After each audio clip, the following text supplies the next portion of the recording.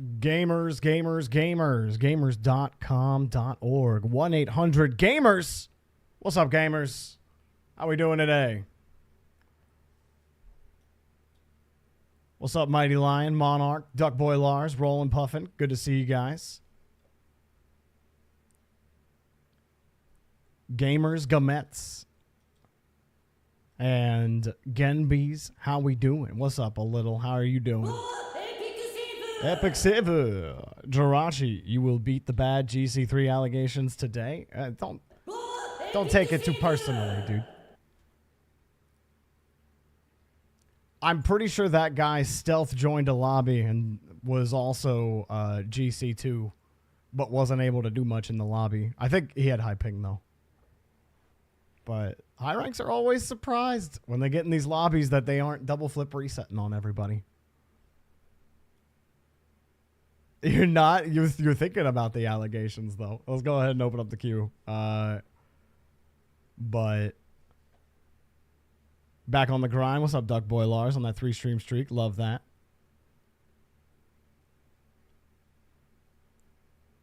A little too much for me to remember and click through, Mighty Lion, unfortunately. And typically there's only 2 or 3 people. I ran them for an entire week as a part of my workflow. And unless I specifically drive chat like cattle to bet, only about 2 or 3 people ever bet. So, and sometimes I would forget because getting it into the workflow and getting it there in time is all that kind of fun stuff. So all by myself. Just a little hard. That's all. Yo, what's up, Tom Zavallo? How you doing? Keybro Pop, good to see you guys. Let's go ahead and open up the queue here. 5, 4, 3, 2, 1, and go. All right, let's queue pop and get people in here.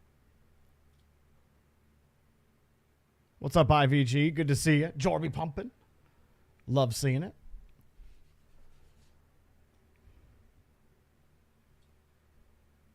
Waiting for Jorbot to give me the first game. And there we go.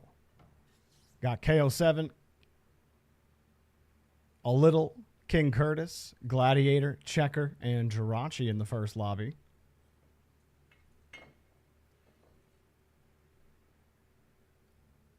A different first lobby today, although Gladiator's still here. But I suppose, Scraplin and Knot, they've been busy. They haven't been here at the start in a little while now. But Gladiator is always here. Jirachi ready to go. That's all 6 players. Beautiful. Setting up the lobby now.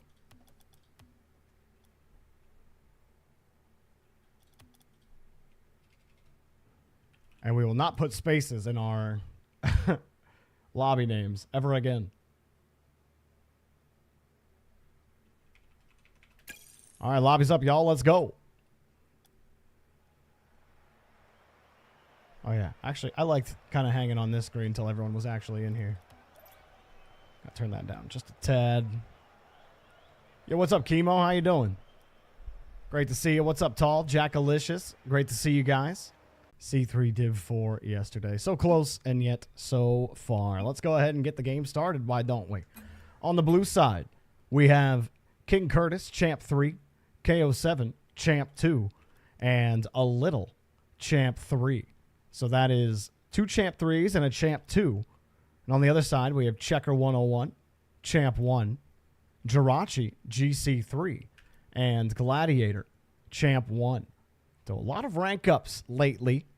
Some remain the same, but there's a lot of improvement in this lobby. Let's get it underway. King Curtis going from Champ 2 to Champ 3. And KO7 working his way from Diamond 3 ultimately to Champ 2. On the other side, Gladiator, who I haven't seen him in Champ since he first started playing in Blue versus Orange about 7 months ago. But he has hit Champ 1. You'll love to see it. Usually fluxing between the ranks. You're on that coaching grind. Oh, yeah, resist Jaguar. How's that been going for you? I'm always curious what coaches are doing in, like, I'm assuming it's like a bubble team, right? Or maybe I should just ask you, who are you coaching? That shot going over to the right side. King Curtis will start us off very nicely. 3x top 16 SSA. Oh, cool. Trifecta. Nice. It's going very good. Glad to hear it.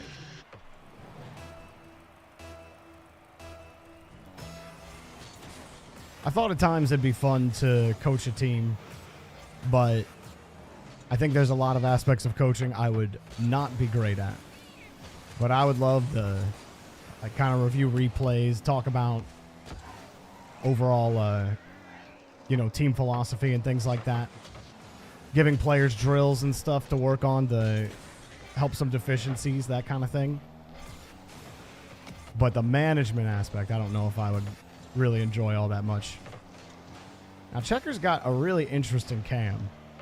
It's kind of like back and it's a little high up, but not really that high up. But it's like also back. It's such a weird perspective. It looks like I'm zooming. Like it looks like I zoomed out in place on his car.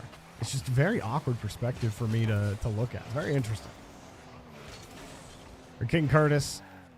Thanks. Drive back here. I think he's a little closer. I think that's what it is. Because he's got like the same height as King Curtis. He's just a little closer to his car.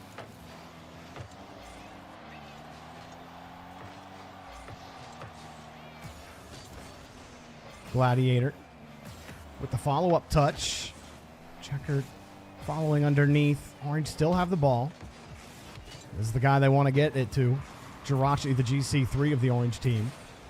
Definitely has their work cut out for them. Gladiator being Champ 1 as well as Checker 101 means that heavier emphasis with 2 Champ 3s and a Champ 2 on the other side of doing his best to control his rotation. Not necessarily, that doesn't necessarily mean controlling the ball, but that means making sure that Blue can't get through their back line. As Blue are going to be able to work a little faster than Orange are. So he's got to cover for his teammates. He can't just cut in front of them. That's going to be too confusing.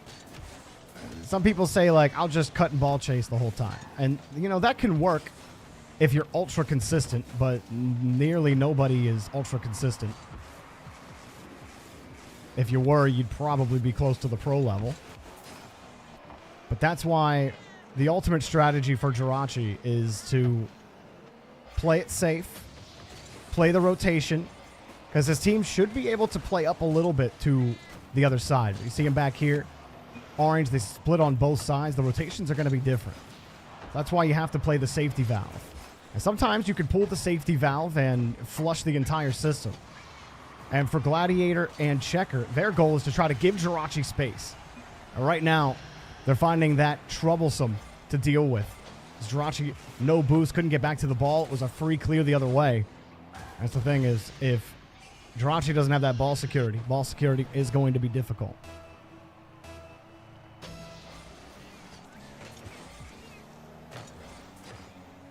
Jirachi and Checker underneath. That's a tough read for Checker. I've seen Checker make that read, but I think he was being careful not to rotate into Jirachi or jump for him on the same ball. What's up, Breas? How you doing? I'm doing great today. Thank you for asking. Gladiator. That's a good challenge. Checker waiting for a little touch. Trying to flip into position. Jirachi comes in and can't come up with the grab. Out of boost. Didn't want to just pitch it down into a free clear for Blue. Now Gladiator wins a good 50. Checker gets another shot, and the Champ 1s are working together now, creating some value on offense. This is the perfect time to do so. They need a goal quickly. Gladiator saw a little, got back down onto the ground, and Checker will rotate back. Gladiator coming across. Jirachi will be the ones to take over. Coming out to meet him on the challenge. He gets dusted on the play, but King Curtis has the save. Gladiator popping this up to the side. Jirachi to take. Checker jumps over him, and on an unfortunate double commit there. Checker, I would say, just remain a little disciplined with Jirachi sitting underneath. Play the clear, not the ball. Jirachi's playing the ball.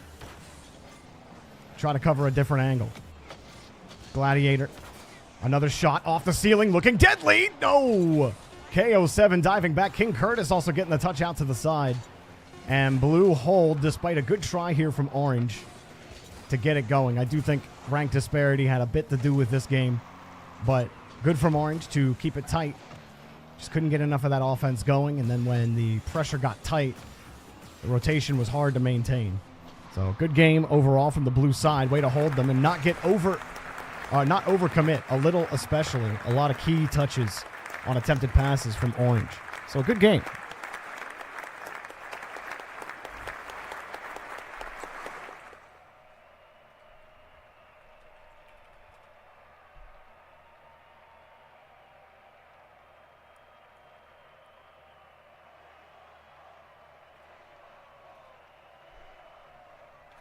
Pop of the next players in the queue.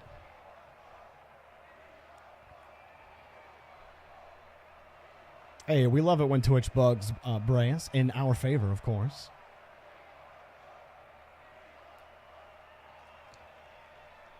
Yeah, in these games, I tend to focus on one team. Sometimes it's when I am like laser focused on the game, I'll tend to focus on the team with the higher disparity or who I think has the disadvantage. So I end up focusing on those three players more than I'll focus on the team that I think has the advantage. But I did see a lot of good cutoffs from you on attempted passes. You just happen to be in the middle of a lot of those.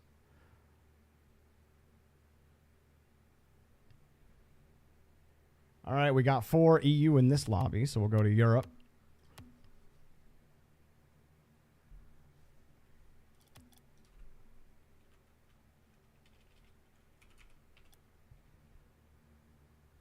Setting the lobby up now. Lobby's up. Go ahead and join. You're 2 games off of C2. Yo, Shadow Dweller, that's awesome. Coming up from Diamond, right? Let's go, dude. You've been on the grind. You loved seeing it.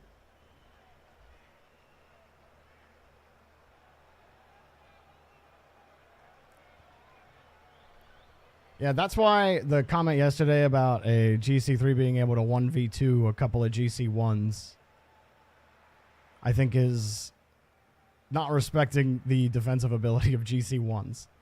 And I say that there weren't any GC1s in that lobby against the GC3. It was 2 Champ 3s, but the line between Champ 3 and Champ 1 right now is very thin.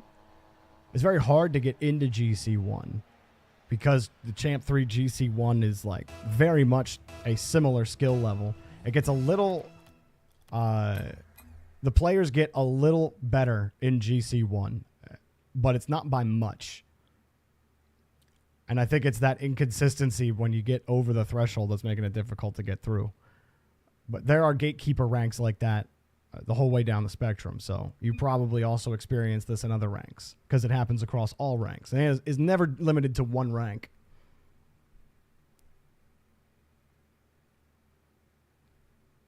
Lobby info is at the top of the lobby.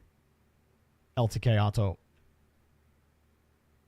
If you don't see it, hit Control R in Discord, and then it should be at the top of that active match channel for you. Diamond 3 is tough to get out. If you look at the graph of the rank distribution from Psionics on Reddit, you'll see drop-offs from like Diamond 3 to Champ 1. You'll see a big drop-off and then like a slow and steady decline afterwards. And it's like that at various ranks. All right, on blue. Let's intro these players to start the game. We have Asda's Milk, Plat 1, Keybro, GC1, and Idol, GC1. On orange, we have Decisive Banana, GC1, GWOB, Diamond 1, and Mimi King, Diamond 2.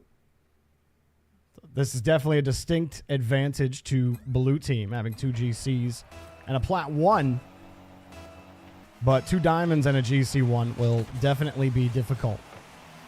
Diamond and GC is where you really start to see the pronounced differences in the high ranks. I consider Diamond the start of, like, the very bottom of high rank.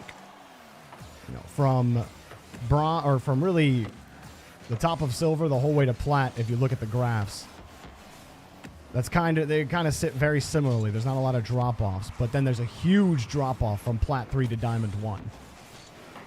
And because Diamond sits, I think, it still sits in the top 10 or 15% of the player base. So Champ, right in the middle, right? So obviously, obviously, some players will think, "Oh, Diamond, that's not the start of high ranks." But by percentage of the player base, it absolutely is.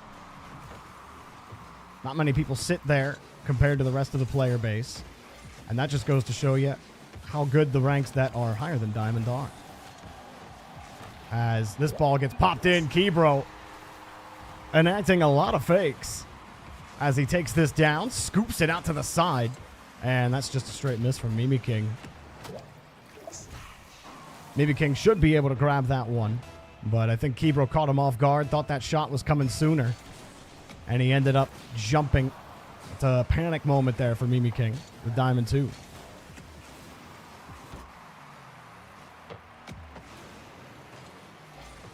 Well, I don't know if that's where a lot of people quit. I don't have any data on that.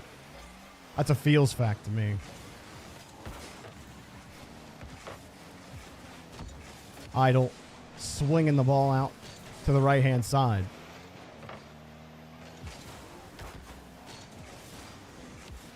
You have a lot of friends who quit out of Diamond? Yeah, but your friends are just anecdotal in an anecdotal experience. That's not representative of the entire data set. Nice goal here from Decisive Banana. Air rolling to hit his corner on the card to get that backside shot, forcing Blue to really stretch there on the end. That's a great shot. Diamond's not that difficult to get out of if you... I think if you drill the right things, you can get out of Diamond. The only thing you need to get out of Diamond is knowing proper spacing, playing around your teammates. You don't even have to be particularly good at anything other than shooting and recoveries. I would say if you can shoot and recover, all you need is the game sense, and you should fly through Diamond. If you're inconsistent, though, and you take things too fast, like, there's a lot of fixable errors that I see from Diamond players in my lobbies. Again, not necessarily indicative of the entire data set, right? But I do see some consistency throughout the Diamonds that play in my games. In Blue versus Orange. So the thing is as soon as you learn how to hit the ball well, that's when you skyrocket out of Plat. Because now you're just dusting everybody. And then you create a lot of bad habits where you start driving too quickly. Because you got through Plat by just being faster and hitting the ball consistently than relative to like how fast Plats are. Then you get to Diamond where the game sense is a little better, and now you're just giving the ball up all the time. But you can use that to your advantage as a player. Like I said, the only things you really need to get out, consistent shooting and recoveries, and then just solid, really game sense. Solid spacing, not overcommitting. A lot of things that you would see if you watch your own replays as well. Idle will pick this up on another little fake. You can see Orange, Joel with a little ghost touch there from Decisive Banana. Thought that touch was coming, and then everybody's out of sorts, hopping around, and a couple of bumps as well.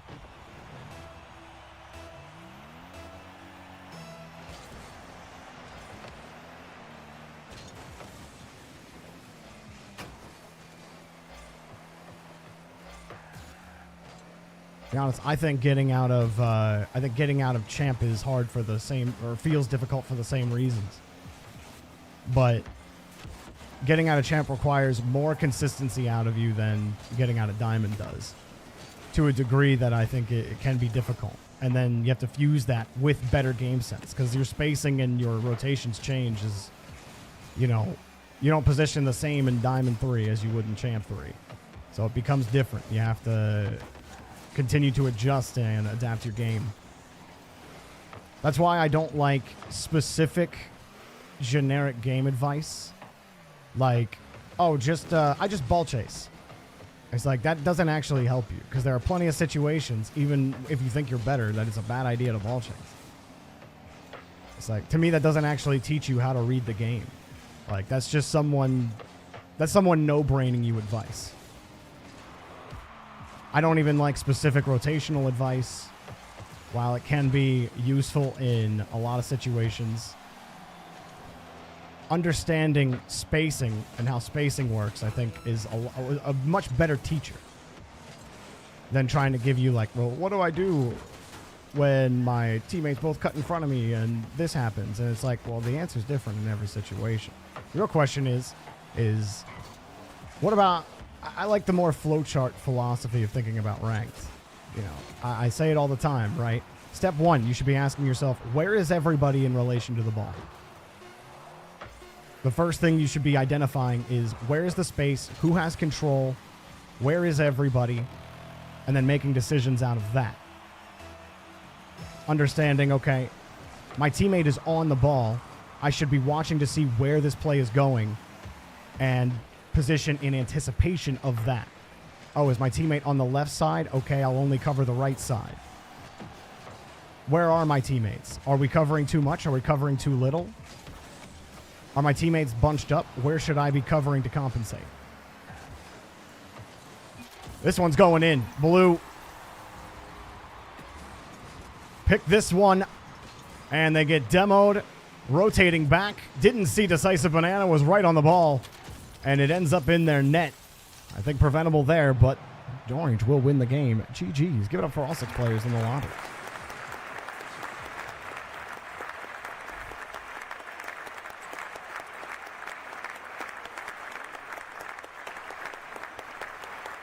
Yeah, I've been practicing shots you shouldn't miss training pack and did not realize how much your accuracy needed improvement trying to hit 10 out of 10 on the shots.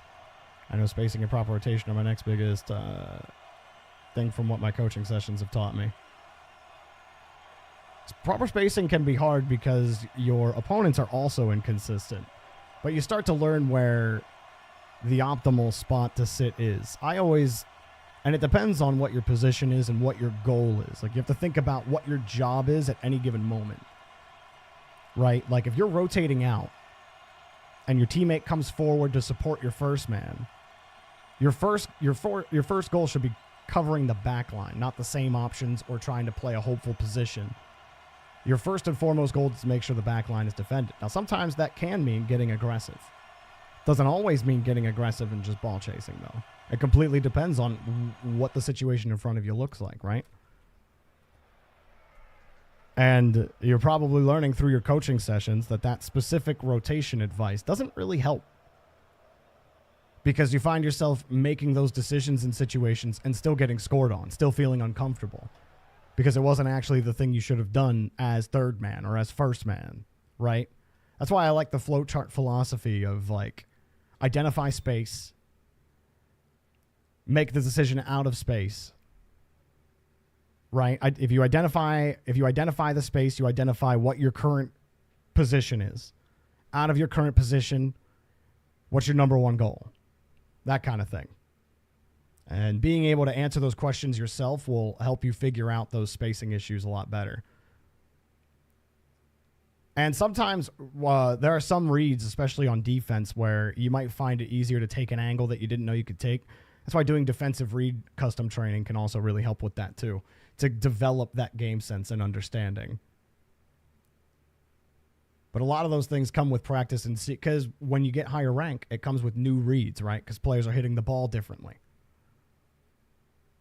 I have 1, 2, 3, 4, 5.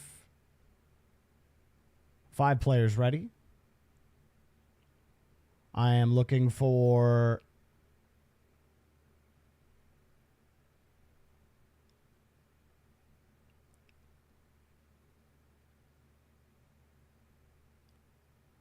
looks like Smiley. I need Smiley to hit the ready button.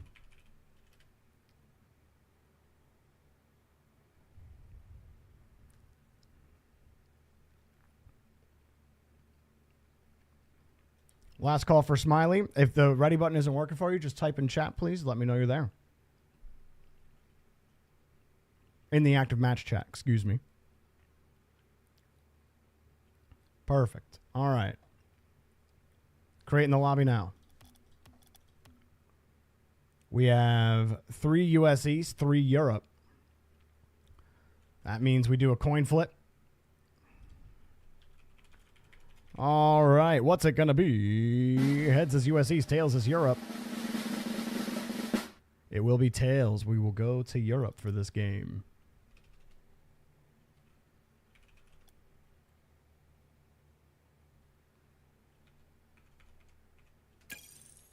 All right, lobby's up. Y'all go ahead and join.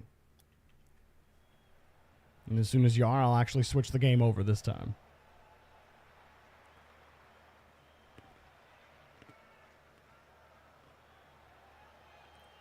And from what you're hearing, I would be a good coach. I learned everything I know from Achieves. Oops.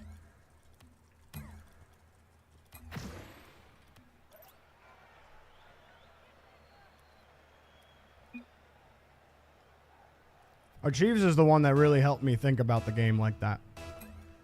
And it made so much more sense when the way he always explained it to me.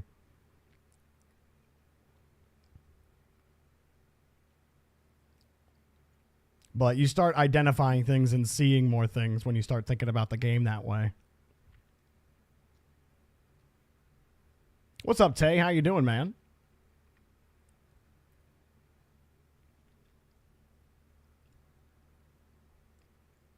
I got Otto and Tall here. I am just missing Smiley.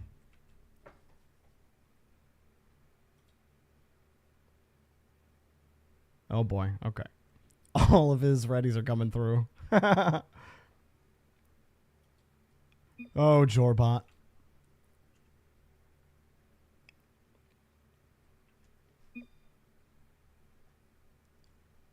One second. Trying to get Smiley in the lobby. It's his first time. You guys know how it is. Many of you were like this your first time.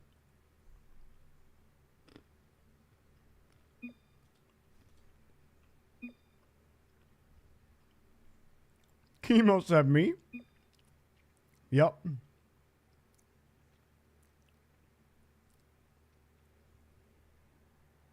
You're just saying Vatira best player? Yesterday was a fluke? Well, you have much better ping today. Because we're on a Europe server this time.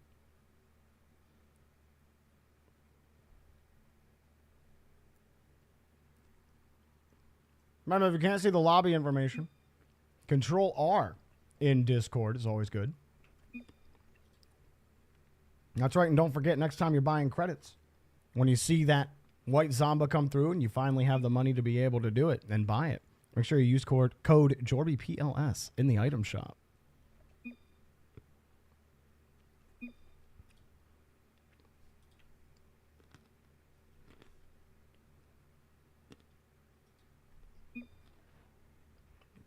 Smiley, if you're confused at all, man, just let me know in the active match channel. I haven't seen you say anything.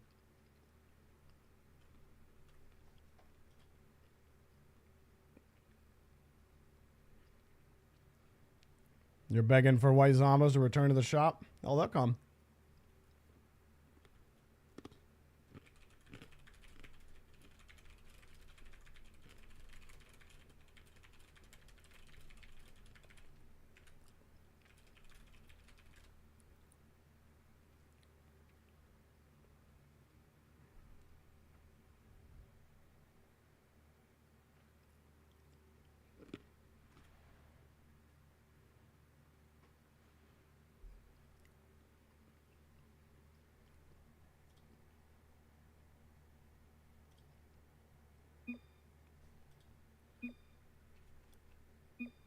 Still waiting here. He's getting himself figured out. It's all good.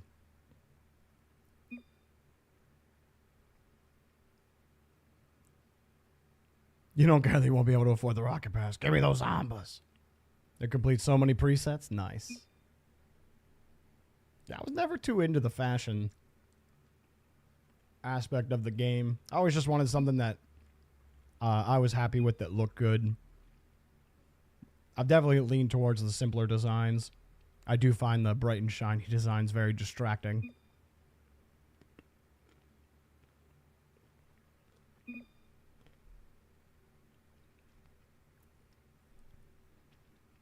Yes, Monarch is the resident fashion expert. If you need any questions on what an item is, ask him, not me. I'm not going to know. All right, what's going on? Smiley got the lobby info fed to him.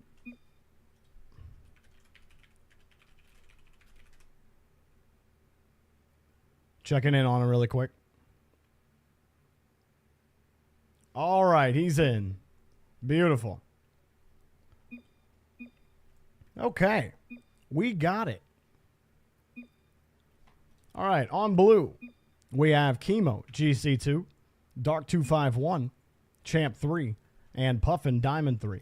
On the orange team, we have Tall, Champ 2, LTK Otto, GC2, and Smiley, Champ 2, excuse me. So let's get started. A GC, a Diamond, and a Champ versus two Champs and a GC2. But a GC2 on both sides. We'll see how it goes. LTK Otto played with us for the first time yesterday. Happy to see them back in a lobby. Try to wave dash forward, but no boost. And you gotta say, distinct advantage to the orange team in this lobby. Chemo, Puffin, and Dark 251. GC, Diamond, and Champ, respectively. Have a little bit more pressure put on them. Specifically Puffin. Puffin's going to be feeling the pace of the game. Be a little higher uptick. I think the biggest thing for Puffin is just to manage his speed. Help manage his speed. He can do that. He'll have a little bit more boost. Let his teammates cook. And try to let the play come to him as much as he can. Obviously, seeing a player give up the ball, take it away. Dark 251 will take this one away. It will spawn on the same side, and blue are happy to wait for orange to attempt this clear. Smiley out of boost. Where's that putting the rest of blue right now? Dark into the corner. Chemo rotating out. Dark just trying to get this ball back to Puffin. They couldn't handle the ball. Chemo gets on top of it. He's got control. First pop, going underneath. Misses the flick. Got zero pop on it. Orange tie each other up a bit. Tall's giving up the ball, and Puffin recognized it immediately and started hauling tail to get to there. You see the little bump there. Smiley and LTK Otto tying each other up. Chemo going off saying blue team on top.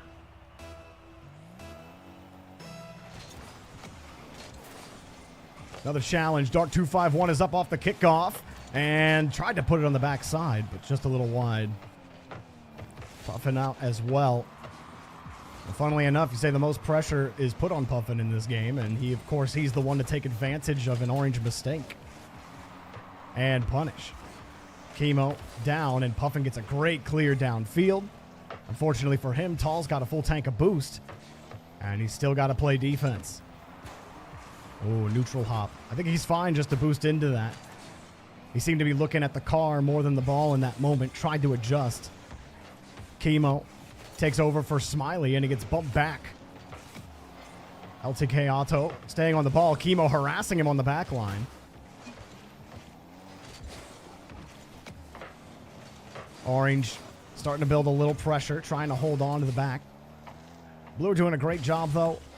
Someone's always in position for the touch. Chemo decides to fake challenge, but Otto also had no boost.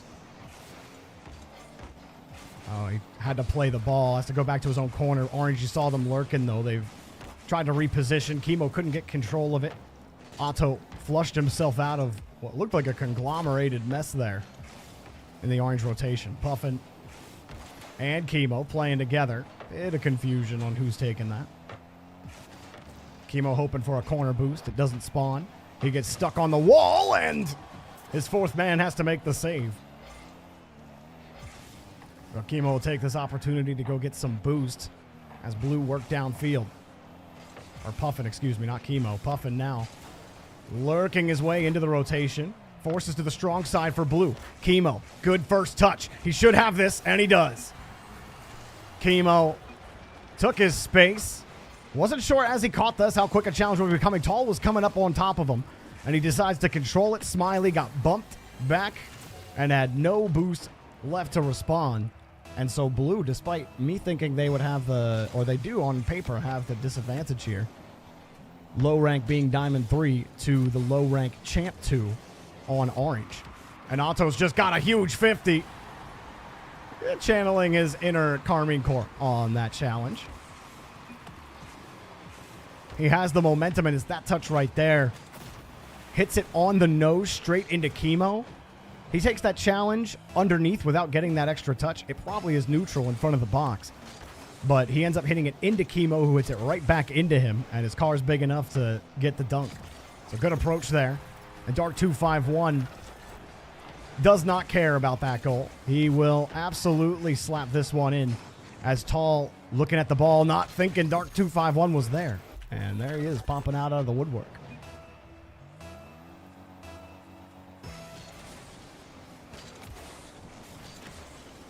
Chemo singing a song in the chat. A classic.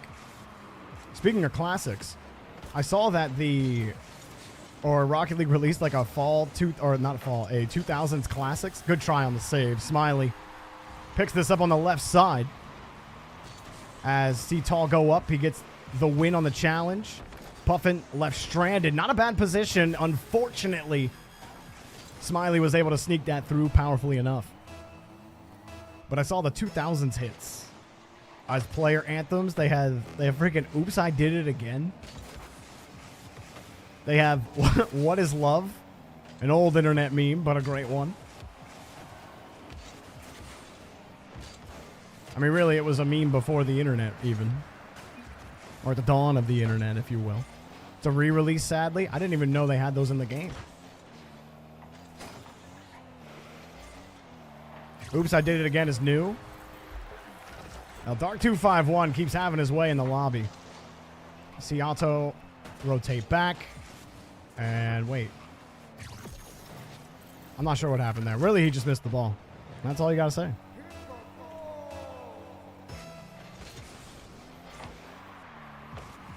High ball again for Orange.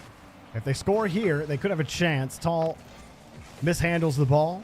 Otto and Smiley sitting back. And it's popped up. 20 seconds left. Dark251. Already 2 goals on the day and almost got a hat trick. Smiley diving in at the last second. Orange have hopes. They are dwindling quickly with the time. Tall down the field. Back over to LTK Otto. And it gets flung out to the side. Blue will win the game. GG's. Give it up for all 6 players in the lobby.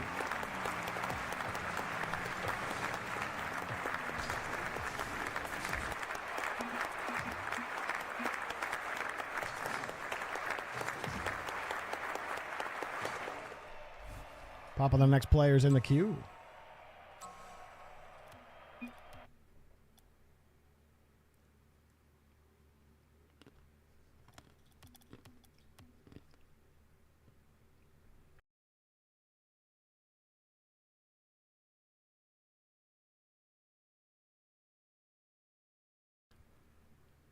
Has an RLCS player ever participated in BVO? Yes, we've had Frosty.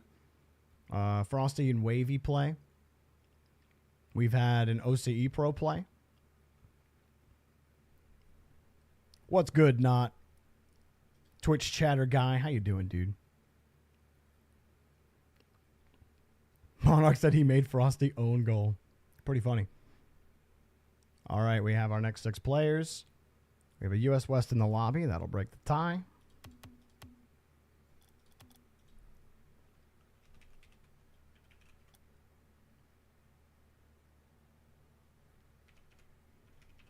All right, lobby's up, y'all. Go ahead and join. I got to go to the restroom. Don't join the team sides yet until I get back.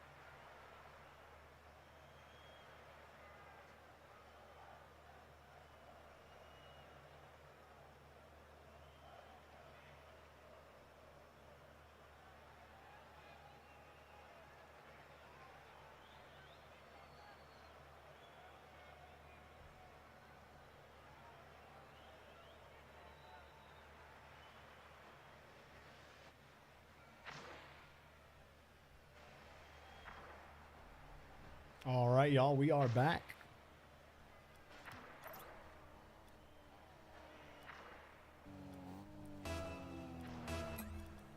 It's all good. I don't got to change the time now. There we go. Way to juggle. It's cool. It's cool. Chill, chat. It's all good. We're big chilling, man. Asperity, Jaguar, Jackalicious, Brewer Dog, Ahmad, and Devexium. Let's talk about them. We got Asperity, Plat 3, Jaguar, GC2, Jackalicious, GC2. On the orange team, Devexium, Champ 2, Ahmad, GC1, and Brewer Dog, Champ 1. Let's go. So, 2 GCs, 2 mid GCs, and a Plat 3 versus a low GC and a low and mid champ. Gotta again give distinct advantage to 2 GC2s. I think this is going to be pretty difficult for Orange. Jorbot did the best it could with the ranks it was given. No matter what you do, there are going to be 2 GCs on a team. Asperity, though, he's the Plat. You know, don't sleep on our Plat 3s, especially in that dominance. He hops the route. He jumps over his GC2 teammate. He says, screw that, man. I see the angle. I'm going straight for it. And he dunks him. You got to love it. Yo, what's up, Fizz6 AJ? The games are going good today. We've had, or what was last time? It was a champ. Not champ. It was 2 diamonds and a GC. Beat a GC and 2 champs. Jaguar. So we've had some upsets today, as my point was being made. Asperity with the pole vaulter pass. The Plat's involved all over the place. Jackalicious, he's chilling, bro. He's like Gabe Newell on the beach, sipping a margarita, giving the thumbs up, saying, mobile gaming is cool, man. I feel like if anybody was the, like, modern... not modern. What am I thinking of? I think he just looks like him. Like, doesn't Gabe Newell kind of look like the Big Lebowski? Doesn't he look like Lebowski? I feel like not only does he look like him, he probably channels that energy. He can't really be the dude because he's absolutely rich beyond my imagination. And, you know, the dude's just a regular guy who got his carpet pissed on. But, like, same vibe. You know what I mean? Similar vibe. Except that he doesn't have to struggle and he can just buy a new rug when someone decides to pee on it. But anyways, enough of that. Here's Orange Team. Devexium flinging the ball.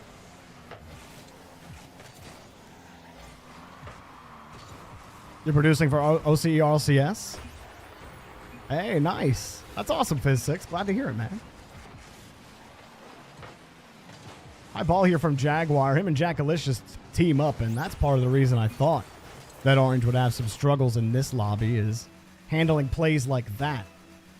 But it was Asperity who really shocked me at the start of the game, hopping the route, playing aggressively. And you got to love it. You got to love that. Because now Blue, they're kind of working with house money. You're up 3 goals. Orange were already starting from a step behind. Like, they have to work a little bit harder to put pressure on this Blue team. And you can see, I think the heat's kind of getting to them a little bit. Rushing their progressions. There's still a chance for Orange to slow down, take stock of the pitch. I think your best bet, find ways to get Ahmad active. Devexium. He's been pretty reliable as a rotator. Always be in the right spot for a touch, but I think a little extra pressure is put on Devexium here. Not just getting to the touch, but also finding a quality touch. How about a goal? That's about as quality as it gets. As Blue get caught in the middle of their rotation, Jaguar beat Boostless. Jackalicious with a hard touch that he doesn't come up with. And that left it open. Asperity not expecting that ball to come back for free. Should I get Bye Bye Bye? I feel like Bye Bye Bye is like the perfect goal anthem song. Because it's just, that's a tilter right there. You got boy banded and they're saying Bye Bye Bye.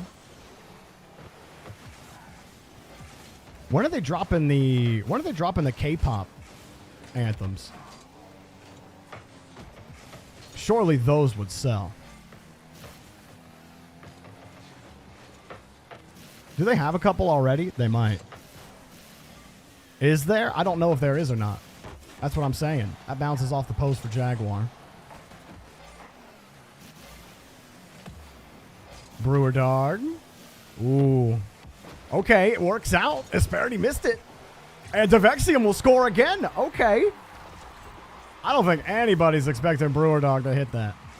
Oh, no, we did not respect it. He saw that coming. He's like, no shot he touches that one again. Brewer Dog coming in at champ 1. And we saw his first touch. It wasn't great. He had to adjust. And that was part of where the non-belief came in. So a lack of respect killing Blue. And the shot immediately denied Ahmad right there for it. Asperity will turn around and got to be careful. This is where your aggression could come back to bite you. And Orange are coming back. They're starting to win some of the challenges. Your aggressive game isn't as effective. You got to make sure you know who has control of the game. Always go back to that first step. Ask yourself, where is everybody in relation to the ball? Next question, what is my role? What am I doing? Am I covering options that aren't covered? Am I the aggressor on the ball? Those questions should be at the forefront of your mind at any step here. If you're hoping to come back, and also if you're hoping to hold the lead, but a whiff. We'll give Jaguar a goal. Orange almost get back to it, but almost doesn't count for much.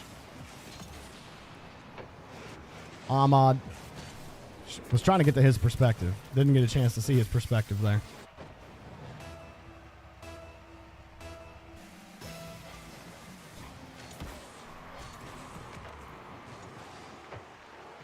Jackalicious will keep the 50 in. Now, Blue have done the job. Orange, a good fight to come back, and it's not over just yet. Jaguar sitting in the front. Jackalicious pushing it across. Asperity playing a deep third. Now Brewer Dog rotating inwards, but see, you've got second man. He's covering the wall already, and he jumps. So Brewer Dog a little anxious. Imagine if he stays. If he waits, he had a free touch from the midfield line. But instead, he jumped at the angle his second man was covering. That's why I asked, Brewer Dog, he's third man in that situation. But he starts to cut in, and he's covering the same options that his second man on the wall has. So he's got to cover the midfield. Blue, send it downfield. So a couple of rotational gaffes from Orange will kill the rest of their momentum moving forward. Some good and weaker moments from Orange, but overall, great job from Blue. Holding them. It can be very easy to tilt out on the comeback there. It did not. And that's a GG.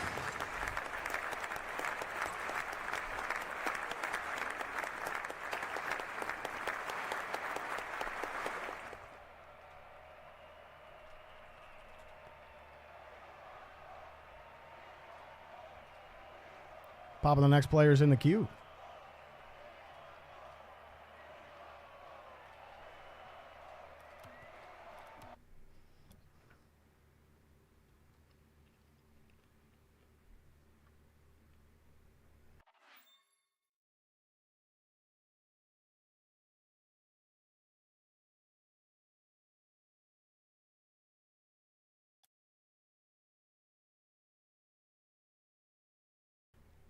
Now, Asperity, all I'm going to say, I don't know if you were listening to the stream when I was talking about it, but I noticed right after I said, got to be careful with your aggression here, you played a little too deep as third man. Now, they weren't able to punish you for it, but just know when I say being aggro, that just means going at the same spot your teammate is and driving over him. Doesn't necessarily mean taking yourself out of the rotation completely. Remember, you can be too far away from your team playing defensively. 1, 2, 3, 4, 5, 6. Let's go ahead and start the lobby.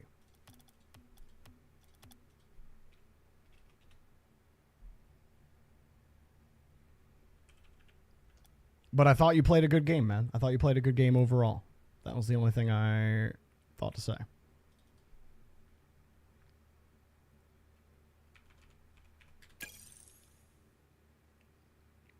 These games are all best of one. You felt lost, Brewer Dog?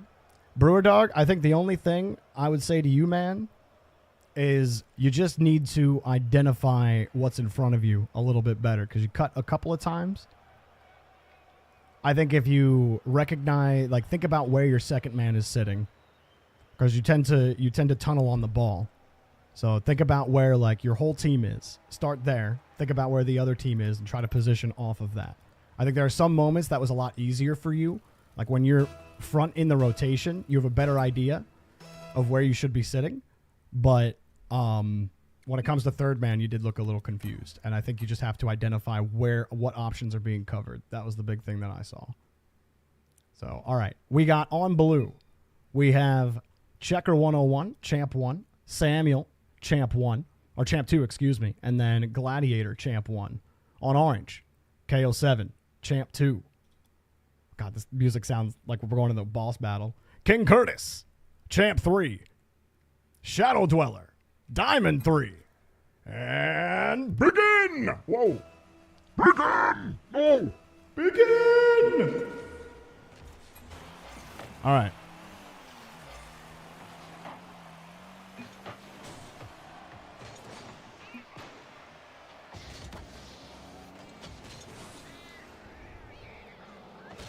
All right. We are underway with our next game. I hit all the wrong buttons. I just wanted to do the reverb.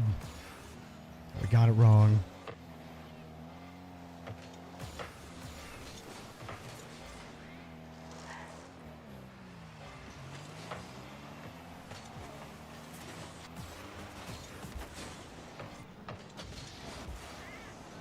Good initial challenge here from Gladiator.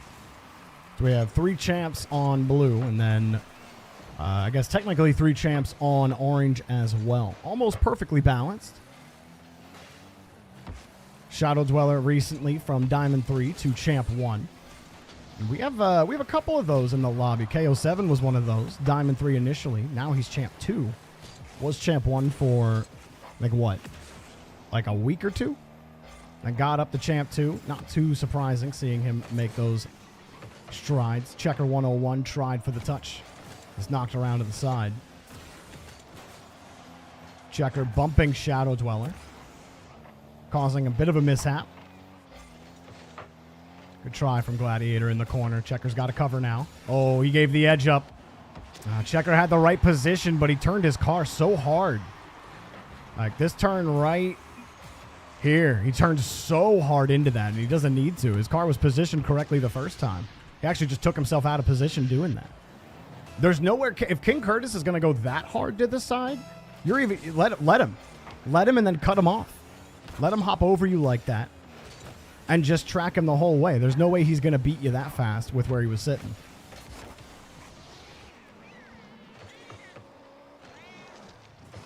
You don't know if I spoke truth to my community, but out of all of them, including Diamond and Champs, have great defense and actually go back wall, which is surprising. This is partly why I say Diamond is the start of high rank. Because the game starts getting three-dimensional in Diamond. You know, much of the game is still played on the ground in Diamond, but people do hit the ball harder. People do try for mechs a little more often. The third dimension becomes a much bigger factor from Diamond onwards, and obviously it's only more pronounced the higher you go up. But in Plat, the game, people are still figuring out how to aerial consistently. And I mean, sure, you still see some inconsistency with aerials in Diamond, but much less so than in Plat. So you start to see the general things that players are good at and start understanding what's actually gatekeeping players out of each rank. Granted, we have a small subset of data here, right? But across every rank, we do see some consistencies of ability between players. We're only ending up surprised by how proficient players who we perceive as not that, or a rank that we perceive as not a great rank. We're surprised by how proficient they are. But that's because, you know, the RLCS really skews.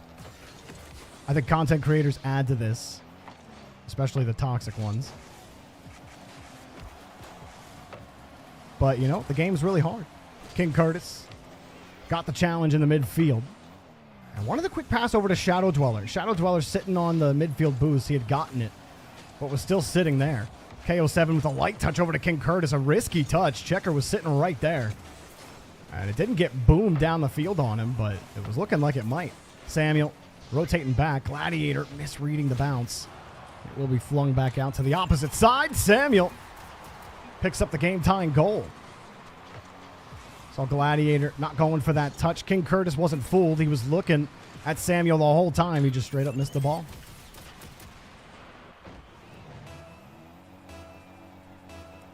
You agree with me, but you think my community is made of great players, even for their rank. I think there is something to be said for the type of person that would find my channel on Twitch and then queue up for games. Someone who's thinking about the game a little more than your average player, right? Or someone who interacts with the game a little bit more. So that probably has something to play into it, and that does skew how I feel about each rank. Because who knows? You're right. Maybe most diamonds who don't trawl around Twitch follow the RLCS. Maybe they are just maybe they are a step below these diamonds. But then again, you know, there are things that hold the players that play in my lobbies back. I've watched every single player in here. I've watched them play great and poorly. I've seen them have games where they were just completely invisible, missing basic reads, and then watching them control the ball like I'd never seen before. It's not that they can't do it. It's that doing it consistently is the really hard part. And that ball's flung right down the middle of the field. Shadow Dweller will score with not much time left on the clock. Samuel came forward. Second man was also playing tightly. And you saw Checker was still rotating back, had a wide rotation. Couldn't get the boost, and there you go.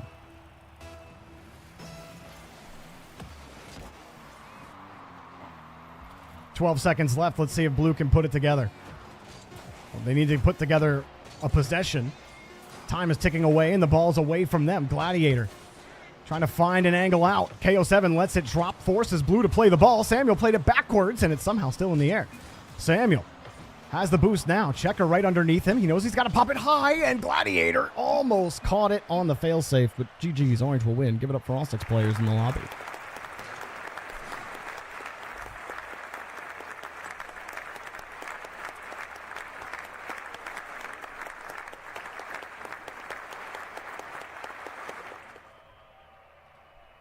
All right, pop on the next players in the queue.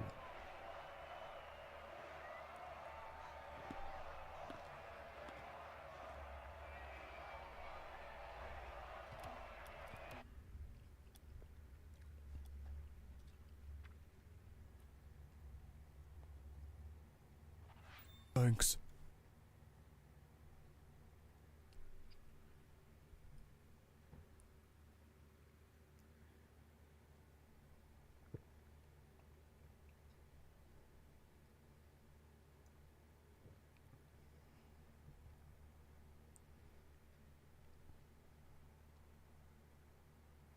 I need Craterade and certainly Zach to hit the ready button for me, please, and thank you.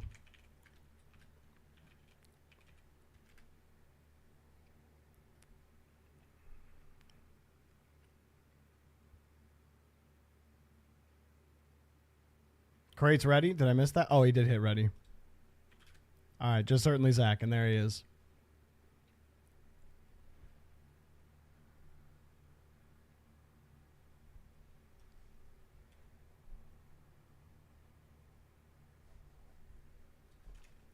Crate in the lobby now.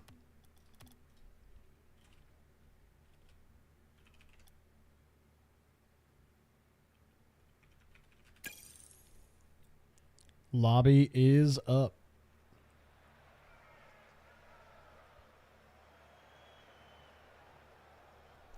Platform fighters are underrated? Who's underrating them? Because I love platform fighters. But I don't know if they're underrated. Specifically Smash. I feel like Smash has been properly rated for a long time. Ones that aren't Smash?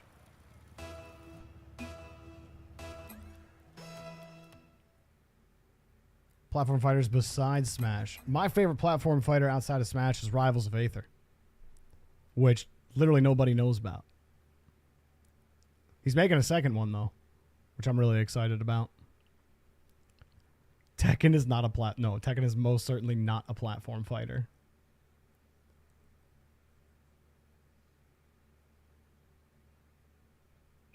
I hear about H-Box throwing his chair. I wouldn't surprise me. Sort of H-Box doing a lot of things. Dude, nothing compares to the shenanigans in like the 2012 to 2015 era of Melee. That's when Mango was playing the most. That was like when the Big Four were really dominating Smash, and their personalities were something, man. That was a special time in Smash.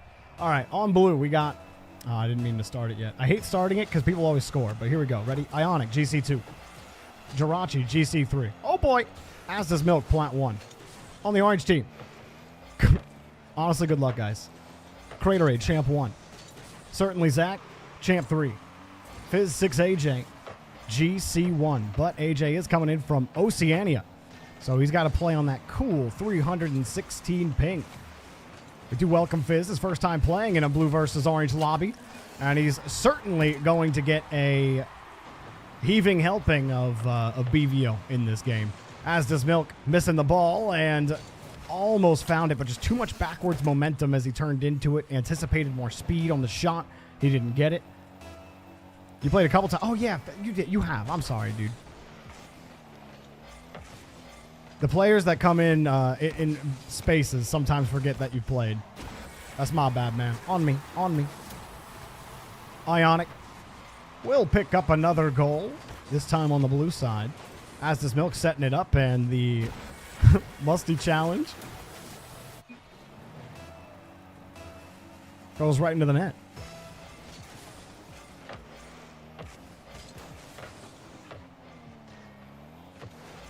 Why is what so loud? Honestly, it wasn't very loud to me. Ionic with the challenge. Certainly Zach. Took the challenge wide. Ionic's missed the ball, as does Milk, flung it up. Actually bought some time. Craterade was playing the angle tightly. Gotta look. Not at as does Milk, but Ionic, who has to drill the ball out to the side. Jirachi boosting in to the corner with no boost. Did I just say he's boosting into the corner with no boost? That made sense. Can't wait to drop that in RLCS on Saturday. Jirachi has boost now. Double. Close. Ionic playing the close angle. I always feel like on those attempted doubles, like if you see a player going for a double tap and you're playing second man, like there's two potential positions for you to sit. I feel like there's the close position that Ionic, he was sitting underneath Jirachi. But I feel like second man most of the time, and maybe it's dependent on the rotation on defense, I feel like you should split wide. Let third man cover midfield. But someone should be over there at the very least. Like if I'm playing second there, I'm probably going to play the wide touch. Because if I know he has to shoot wide. Oh, hard fake. He didn't have any boosts. But he knew he didn't have to 50 on this one. Whoop! Got him on the low 50. The second man just went flying, and oh my God, Orange beating themselves a little bit. That's a little disgusting from Jirachi, let's be honest. Ooh. I do love front flip Merchant, and he pretends like this guy isn't living rent-free in his head. But he gets the follow-up touch.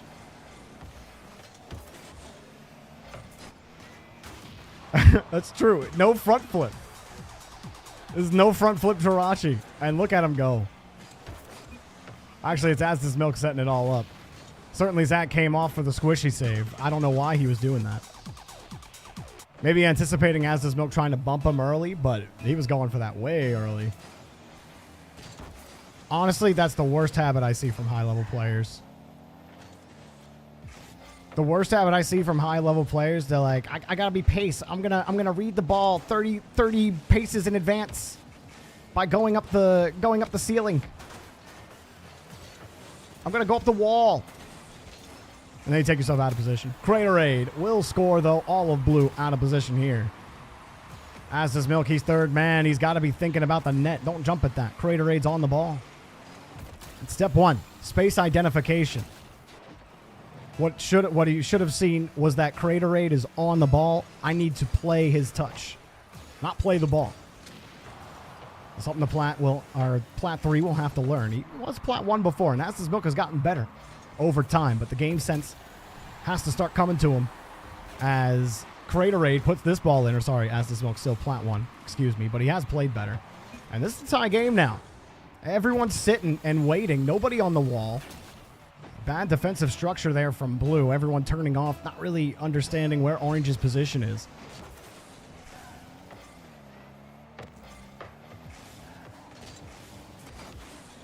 Ionic with the first touch. As this Milk jumps in front, Jirachi turning around onto it. Ionic has stayed back on the box, and it's flung downfield.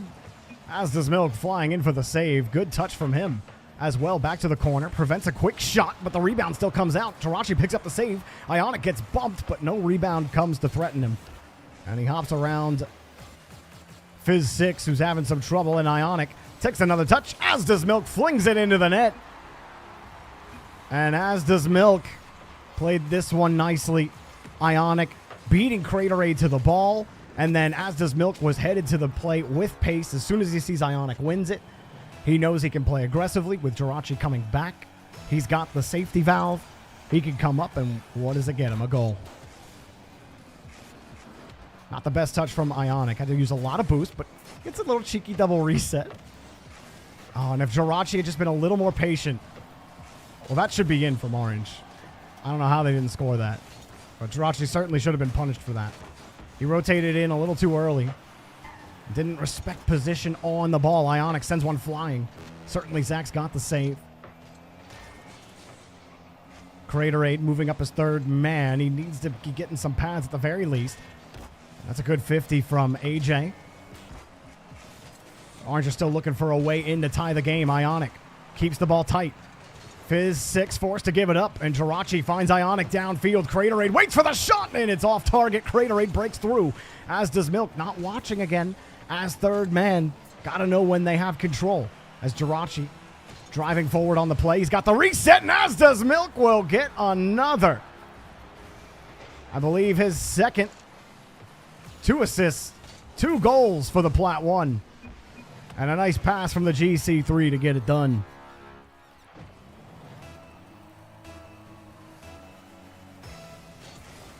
Ionic fake kickoff to Jirachi. Looking for Asda's Milk. Thanks. Oh, I'm sad. He had the space. And he had the aerial too. We haven't seen him go for too many aerials in these lobbies.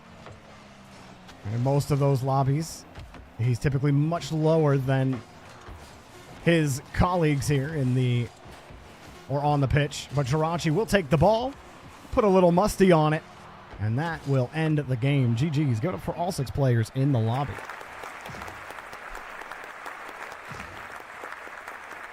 Thanks. You got this, King Curtis. I believe.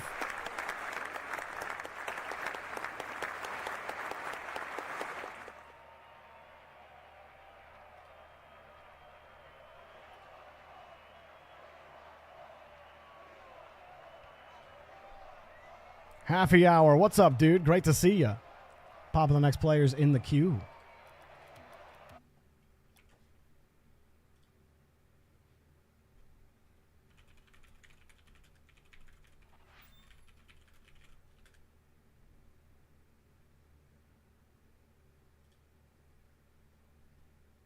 I have 1, 2, 3, 4 players ready.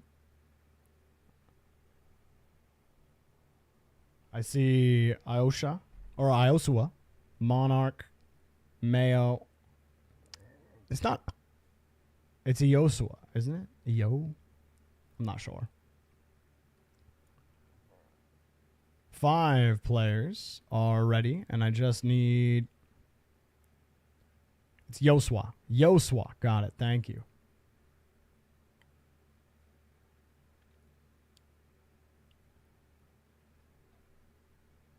Think we're missing a little. We are. Just need a little to hit the ready button.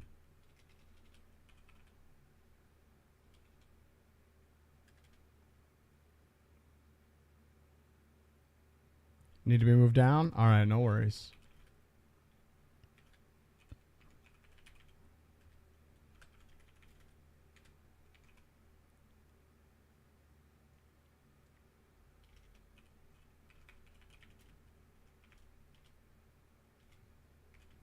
Replacing a little will be Chiss. Go ahead and join the lobby or join the Active Match channel, Chiss. This is quite the classic lobby. What's up, Any Star? How you doing? What's up, Zod? How you doing?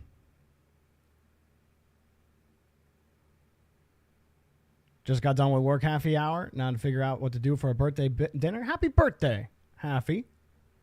How many times around the earth have you been now? Or around the sun, around the earth, lol. Thanks. All right. We got Chiss here. I'm creating the lobby now. 3 Europe, 3 US East. That means we coin flip. Heads is US East. Tails is Europe. What's it going to be? Heads. We will stay in US East.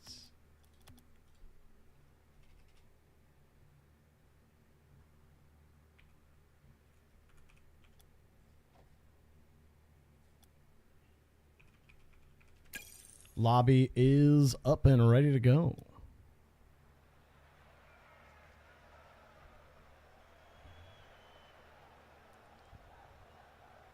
Four whole leap years.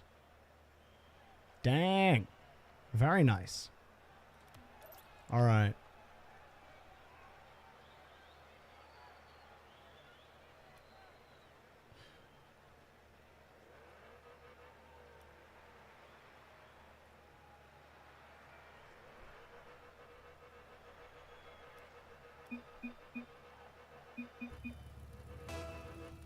All right, we almost got everyone in here. Once GWOB joins, we're good to go. GWOB is joined.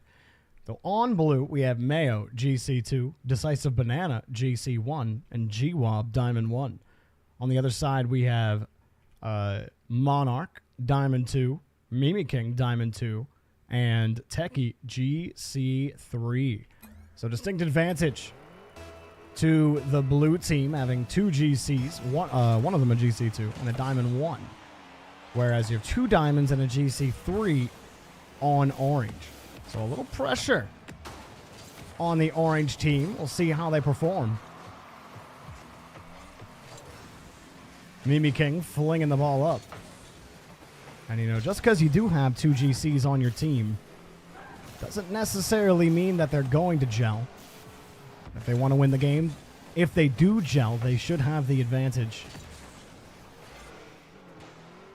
Players who should have a bit more awareness, but also what the high rank's biggest downfall in blue versus orange is a lack of respect for those they do, or for those whose gameplay they think they are better than. Lower ranks, even champs and diamonds, they can sometimes tie each other up, think, you know what, I'm the guy, I can play. Because it will feel a little bit slower than your average GC2 lobby. So you have to look at the game a little slower as well. Decisive Banana will pop the ball up and push it into the net, no problem. Got the boost steal, forced Orange out of the net with the attempted demo. And that aggression, Orange were unable to handle. Good work there from, I believe it was GWOB who got that, or Banana. It was Decisive Banana who got it. That's a good catch from Techie, leaving it for Mimi King. Trying to give himself, make blue uncomfortable, force them forward. Mimi even got solid power on it. Blue saw it coming. They pulled off, and they're just sniping the loose balls. Mayo back to GWOB. GWOB denied. Mimi King just caught him in stride. Thought he might have had him. Mimi's missed it. It bounced off the post. Ugly from there, from Orange. Techie does come in to make the save, but no one has boost. Only Techie's got boost in net, but the shot's coming up high. GWOB lurking, puts it too high on the open net. Mayo with a catch, having to haul and buy time as Techie gave the ball up. Decisive Banana just gets back to the touch against Monarch. And Orange are trying to find a way in right now. Techie thought somebody may have been there. Now Decisive Banana gets a hold on the ball. Mimi King He knew where the ball was going to be, tried to read the bounce, just mistimed his flip. That's where the defensive training packs will help you out. Decisive banana, hard touch, and Techie moves it downfield quickly. Him and Monarch together, bunched up in the corner. Mimi King also playing tight. Good steal from Techie. Monarch's also on the right side. Cuts in a little too early, I think. Mimi King, uncomfortable. He's not able to get back to the ball, and G-Wob should know. He had to whip it. Techie gets there in time. Techie and Mimi getting down the field. They're starting to press blue a little bit. Techie's got the midfield boost. Monarch playing deep. That's okay, though. Techie's rotated right behind you. Now Monarch trying to find his wits in the lobby. Just has to slow down a little bit. I think he's overshooting his mark a couple of times. Well, let's see. He'll rotate out wide. Mimi King on the far side. Techie coming in. Monarch sits inside. Comes out pretty quickly. Monarch's very willing to go forward. Like before the play completely develops there. But he had the space and no! He's got to get his car. He had his nose pointed right, but then he side flipped. I think he's a little unsure of how he should have moved his car. He just has to start boosting forward before he flips. And he'll find himself into that ball. But he felt the need to flip a little early. Orange now under some pressure. Mimi King kept driving before that ball came across. And Techie moves down the field. Monarch has the read. That's a good first touch. Solid kill to the corner. Buy some time for the rest of Orange. Well, Mimi King was downfield. Techie happy to clear it. Orange have managed the rotation well enough. But as far as the pressure, that's where life is difficult. When you're up against two GCs, two players capable of working together to get the clears, it'll be tough with the two diamonds to make it work. But they've been playing pretty decently right now. Up high. Monarch's back. And Monarch, while we have seen him approach a little speedily, I think he's managed quite well, considering the opposition. We'll have to leave the play here. Mimi King. A lot of rolls for Mimi King. I'd like to see him air roll a lot less. He has good launches when he doesn't roll, but then he starts rolling and doesn't quite have that control. Down, and that's a huge shot from Decisive Banana. Oh, he absolutely ripped this ball on target. Bang! Oh, can't blame Monarch for not getting that one. 110 kilometers per hour. I mean, good luck. What a shot from the Banana. Now with only 20 seconds left, I thought Orange, despite the distinct advantage, played a really solid game. You can't expect too much from them. And it was a little more than a paper disadvantage. And the fact that it only ended 2-0 in garbage time, not bad. Not bad from the Orange team. Give it up for all 6 players in the lobby.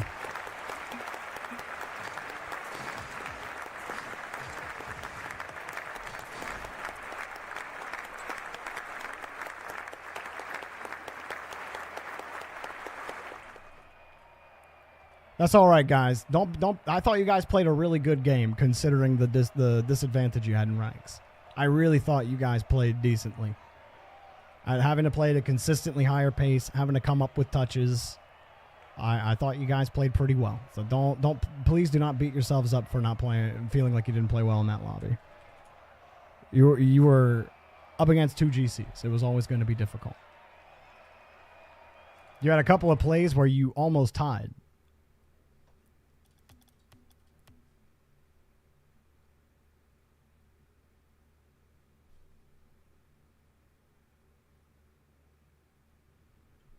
All right, we've got our next lobby going. It's hard to coordinate offense when there's disparity like that, and that's why I say that I feel like y'all managed it as well as you could. Sometimes the rank disparity is enough to kind of pole vault, and I do think that's one of those situations.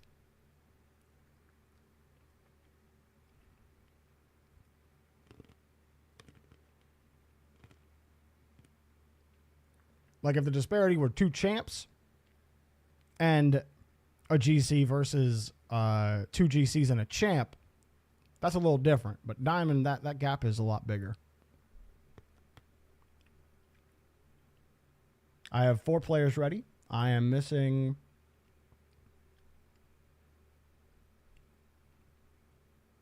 Gemzy and Kairokami.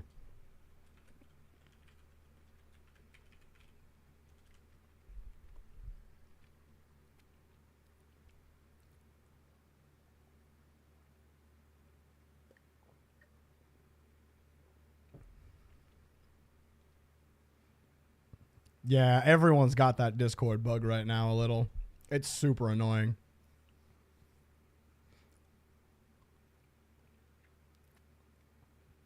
It's also done that to some of the casters in RLCS. Where, like, luckily the actual thing we use for voice isn't Discord, but to hear the other caster, we use Discord. So it could be a little trippy. No, if you see yourself in the list, Tom, that means you're next up. Not right now.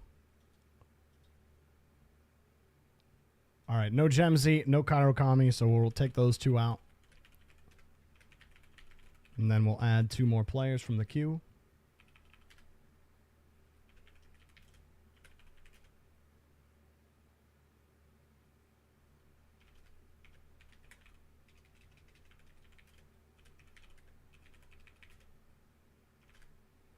All right, replacing those 2 players will be Otto and Smiley. Go ahead and hit the ready button as soon as you see the rebalance happen.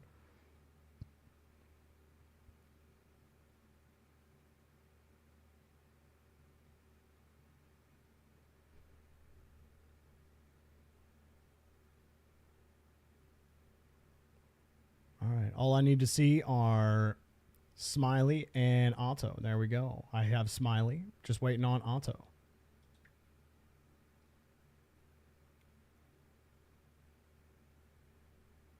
And again, if it doesn't work, just hit the, just type something in the chat in the active match channel. Perfect. There you go.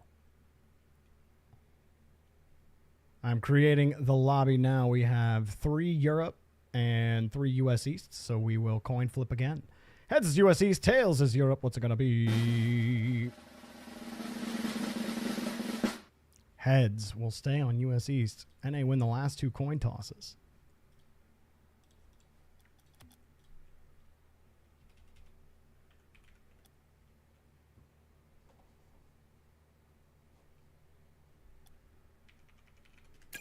Lobby's up.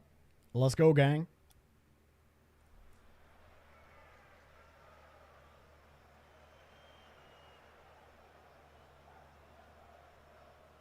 Oh, what's up, Cosmic? How you doing, dude?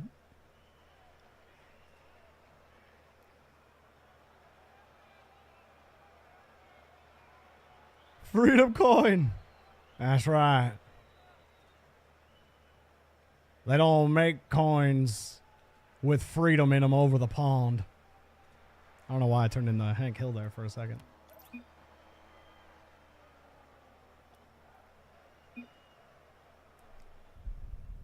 Oh, I'm sure someone's already tried to grift somebody with a freedom coin crypto scam. That's definitely, someone's definitely named a crypto coin freedom coin already.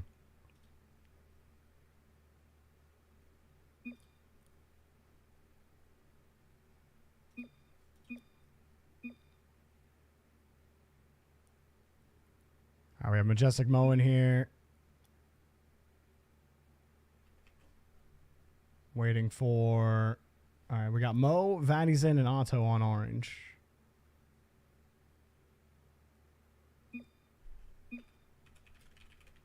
Puff is orange.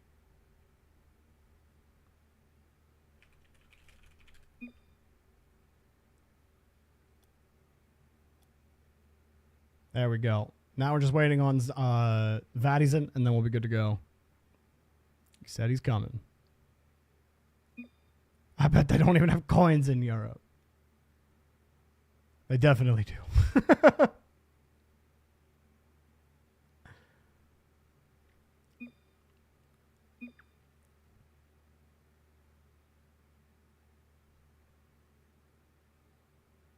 Can't see chat on the Switch. Interesting. Couldn't fit him in there, apparently.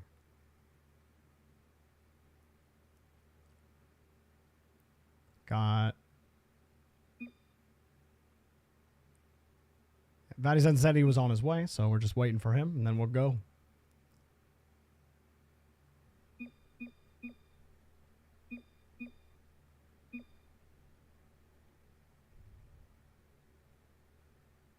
Restarting game, you could not type glitch. Ah, yeah. We were experiencing that one yesterday. Oh, man. Mo says he's 0-9 in his last Masters. Are you? I feel like you won yesterday. Didn't you win yesterday? I guess you didn't. I guess you'd know if you won.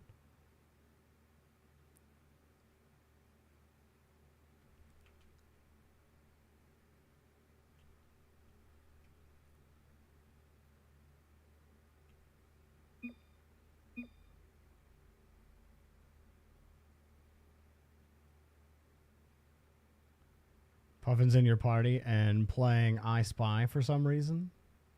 What? What does that mean? I mean, I know what I Spy is, but what do you mean? Your losing streak is definitely starting? Well, a streak is not a loss of one, Monarch. And I'm pretty sure you won your last game yesterday. I know you did win a game yesterday, at least. It comes in waves.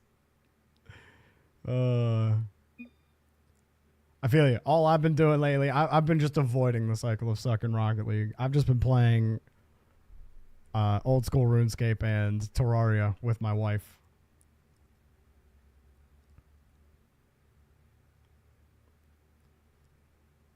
All right, what's going on, Vadison?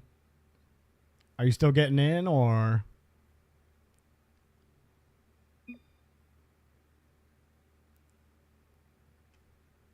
Yeah, this is like our 50 millionth playthrough through Terraria, but we're doing it. We're doing a proper Calamity mod run this time.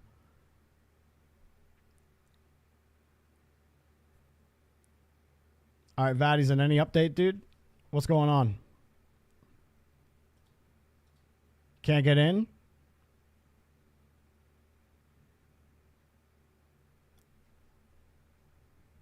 All right, that's fine. I can step in for a game. Let's take out the overlay for a game here.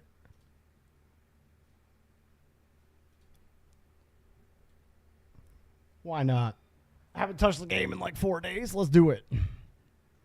Oh, you're here? All right, let's go. Let's go. He's here. We don't have to do anything. We don't have to touch the game. All right.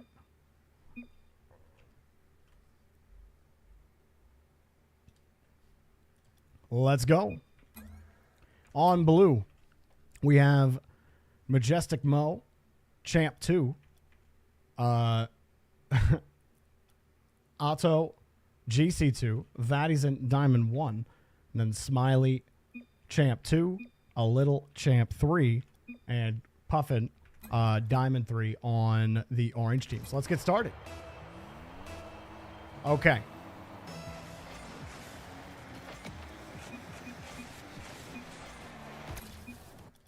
My bad, guys. I didn't restart from the kickoff. All right, there we go. Now we will begin.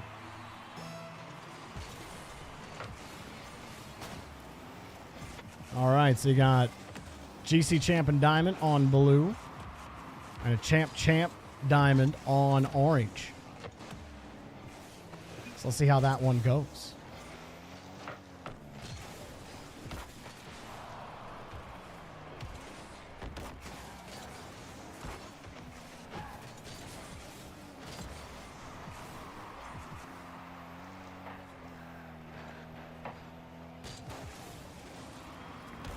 So a quick up for that one, but nowhere to really go.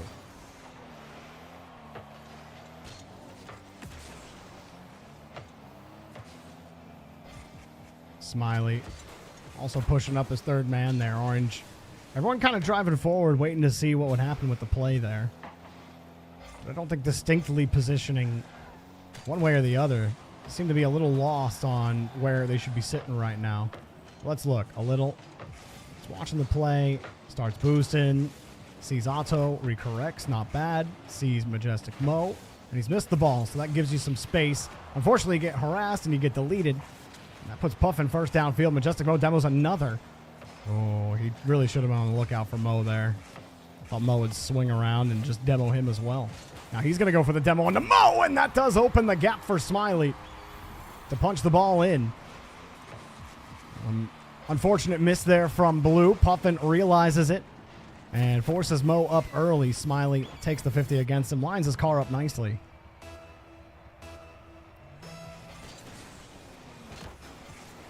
It's not where I want to be. I want to be here. Ooh, Otto going deep. Put it in! Oh!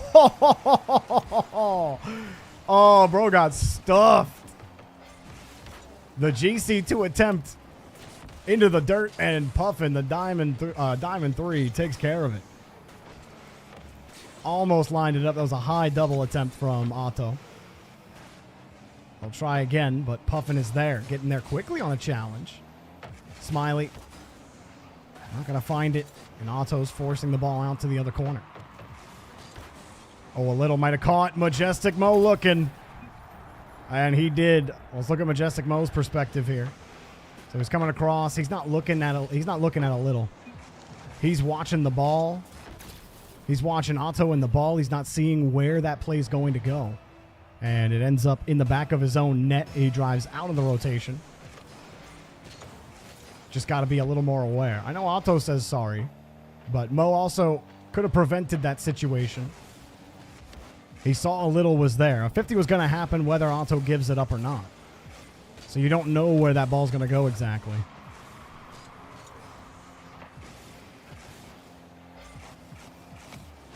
Majestic Mo pops it to the right side, and that's a good shot. How do Orange get tied up here? Puffin's rotating back. It's a double commit. And a little and Puffin land on top of each other. Puffin turns. And that's, again, a situation where if a little is to your right, well, make him react to the shot to the right and just be prepared to defend to the left. Easy to say in the moment, but that's a panicky situation for a diamond to be in. You have to react immediately to the situation in front of you. God knows I've turned and flipped the wrong way a million times. But hey, something to think about in the future when you're in that position. You can take that extra quarter second as a little drops the pass off to Smiley. Forces Majestic Mo up. It's over his head. Trust in Otto to win the touch to get that midfield boost. That is going to leave a little stranded, but a bump in response. Otto's forced to play the ball without any boost. Now Puffin slips underneath. Only Vadisen remains on the back line, and he's given it up. But Puffin couldn't find the touch. Leaves a free ball. Shot on target and denied. Majestic Mo a little too divey there. But he's recovered. Just couldn't come up with the grab. Leaves a free shot for a little. Vadisen frozen on the back wall. Came out. A little fakes him out. Is off the post. And diving in is Smiley. Smiling the whole way to the bank. Good work from Orange. A little slowing it down. He knows that Blue have to come and get him. So they got to come with speed. At least being a threat on the shot can be enough. And that'll be a 1-3 lead now for Orange. We'll see if Blue can keep piecing this back together with a minute 30 remaining. Otto diving back. Smiley's shot off target. You saw Blue go for it. And Vadisen moves it in front. Otto kicks it to the side. Vadisen still staying underneath. Touch. No good. Blue couldn't get the bump. A little sits back. The double commits are really killing Orange right now and actually getting possession. No one's there for the follow-up. Blue could take advantage of this, but Otto across had no boost. Tried to threaten the dish. Vadisen thinking about the boost more than the ball. And I would let Otto take it. Vadisen. I think there you have to recognize the better play. And better play would be to let your GC2 take that ball with space with the boost. It's going to be harder for you to play that ball up off the wall. And that's not a commentary on you as a player, just in the skill disparity. Smiley getting across. And it pops back down again. Goes back to the corner for Orange. They've killed a lot of time on the clock. Blue cannot get back to the ball. Huge pinch from the Orange side. And off target, but maybe doesn't need to be on target unless Blue score with some time remaining. Otto decides to sit back. Mo hoping he can play aggressive in the corner. I think Blue got a little ahead of themselves on these plays. And a little divey. GG's. Give it up for all 6 players in the lobby. I think the biggest thing that I saw was Majestic Mo too willing to dive back for challenges without actually looking at the play. So we saw a lot of tunnel vision in that game. If you know your teammate's back and has a better angle on the ball and Orange aren't immediately pushing it, Sometimes it's better just to let that ball bounce into the corner. Let it come. If Orange give up the ball, or if the other team gives up the ball by hitting it hard, you don't have to attack it. You can just let it come back, especially if you have position, if you have structure on defense. Not every ball is worth going for. Sometimes it's worth it to create some extra space. And always keep in mind in these mixed rank lobbies, if your goal is to win, sometimes it is better to just let your teammate take the ball. Even if you might be in position to play it, you might want to play it. And if you do play it, that's fine. But just know that there are some angles might be better for your teammate to take, and that's a lesson you can learn even in your rank games. All right, a little. You played well today, man. GG's. Mo, I just think you have to relax a little bit and focus on your awareness. And I think you'll, because you make good decisions when you're aware. I think you know what to do. I think you panic a little too much. I think that was your problem in that lobby. That was the biggest thing that stuck out to me out of all 6 players. So we have 5 players ready. I need, let's see, I have Chemo, Dark251, Tall, Indiglow, Jiter. I need, oh yeah, Asperity needed to move down. That's fine.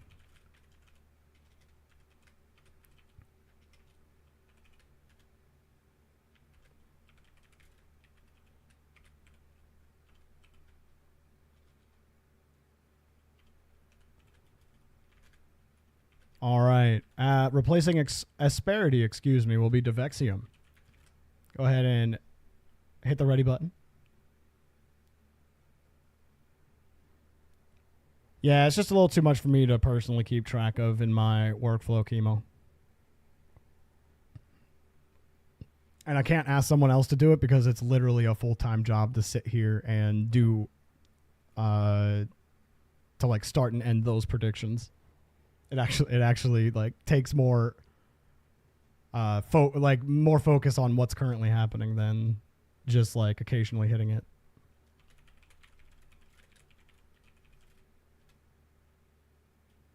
All right, Devexium needs moved down. Replacing Devexium will be Rep Zombie. Go ahead and hit that ready button as soon as you see the rebalance happen, and let's get gaming. That's the other thing, is that only like 3 people ever bet, unless I spend the entire off time commanding people to do it, to like break records. But as soon as I stop doing that, even if I mention that it's up, people don't do it. So.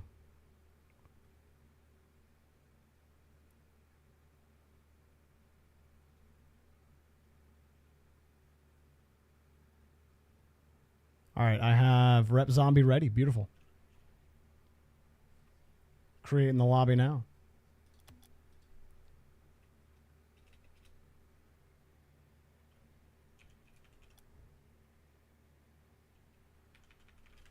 Lobby's up. Let's go.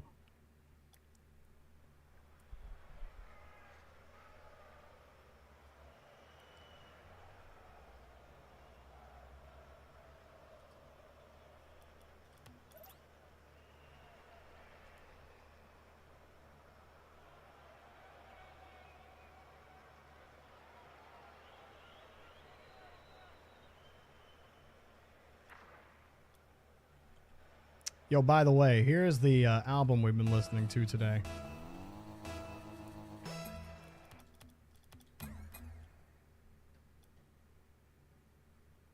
This is so good.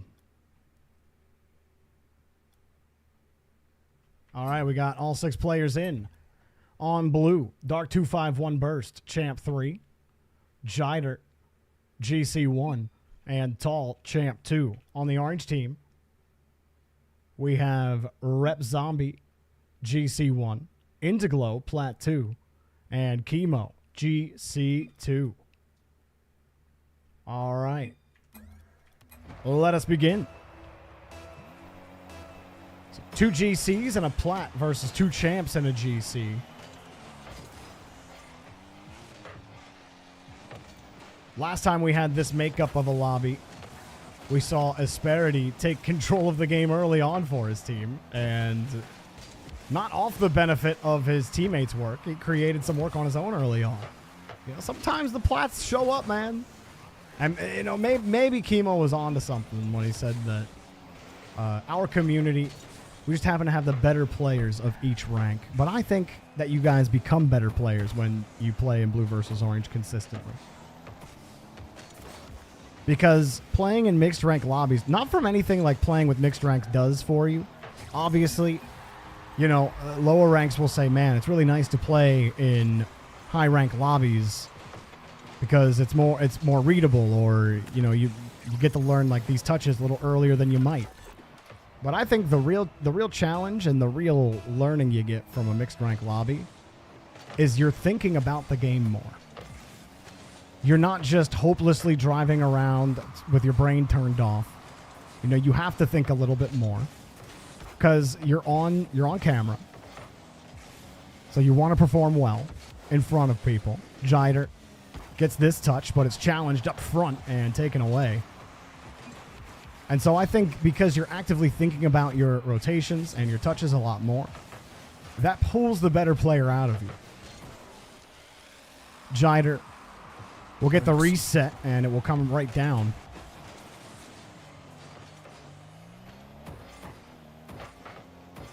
The Blue got that early goal from Tall. Dark251 hoping Tall could come forward, but go give it to him.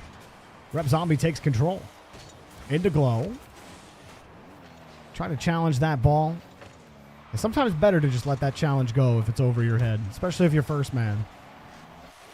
You know, if you're taking the one angle and he plays it slow in the middle, diving back could create a worse challenge for your team as they're trying to adjust in the rotation as well. And you could make things unpredictable for your team if it looks like you're beat on a play and you still try to turn back into it. Different than a blindside challenge or a cut rotation challenge. Not what I'm talking about. Jiter kept that ball away from defenders. Into Glow moves quickly through the midfield line. Rep Zombie will be sitting back. Chemo trying to cut the high angle out. Did come back down. Good protection there from Dark251. His main goal was to just hang on to the ball. And he got a hopeful bounce there from Chemo. You saw Rep Zombie was playing it low. And I think that's another situation where if your comms are good, right, Chemo with the ball coming down, I don't think it's a bad decision for Chemo to challenge there. But maybe it's better to just let Dark bring that ball the whole way to the ground. If you see Rep Zombies playing underneath, let him play it. If you got third man there, let him play it instead. You do add a little bit of risk when you try to challenge high from behind. Trying to challenge low from behind can definitely net you great results. There is some risk attached to it, though. Safer play to be like, you know what, fine, take that underneath. I got my team. They're ready for that touch. But I think Chemo, like, if he hits that ball, I'm not really talking about that challenge anymore, am I? So I do think that's a results-based view looking at that play. But it is something to think about. Looking at where your team is positioned, where's the optimal place we can put the ball? Try to bet on Dark not catching that as he went to the sky. You saw he used a lot of boost, a lot of information you can think about. Orange have struggled to get consistent possession. Into Glow. Finding the right place to challenge. Not a bad challenge in front. But Blue stay on top of it. Ooh. I didn't like that one from Indiglow. Rotating same side of the ball. Caused more issues than helping. As Tall got the reset. On low boost. It bounces away. Orange still have a try here. No one's in position to follow these touches up. Chemo, he's all alone as first man. And he lost the ball here, though. Indiglow. A pass over. Rep Zombie scoops it out to the right and saved by Jiter. Indiglow diving in, actually catching Blue off guard on the rotation. Dark251 has to make up for it. And the 50 comes out for Chemo. Indiglow playing a tight third, and that's a win for Rep Zombie, but he couldn't get any power. And Dark251 takes the ball away. Blue starting to feel that pressure as Chemo sitting on the back line. Will give himself a lot of space, but he used a lot of boost to reposition. He's got to give up the ball now. And Dark251's missed it. Rep Zombie An interesting pop. Indiglo wants to go, but he sees someone got it. And he'd rather get back down onto the ground. Now, Orange, they keep having to make up for a lost touch here. A missed 50 there. And while they're getting back to the ball, they aren't playing from authority. And maybe one last try here. Chemo lost it on his follow-up touch. Rep Zombie hoping he could just get a goal with a second on the clock. Will he? No. Jiner will put it up and away, and that will do it. GG's. Give it up for all 6 players in the lobby.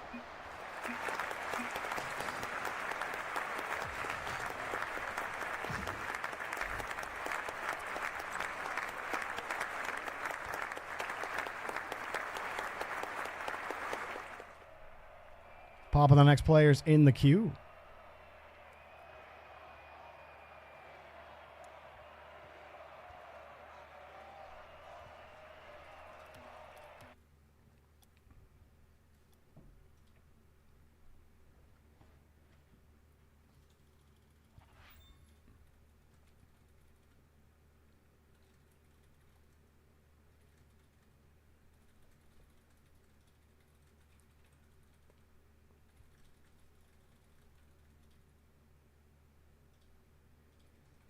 I've got 5 players ready. I'm waiting for one more. I have Bless, Kairokami, Zavexium, Ahmad, Keanu.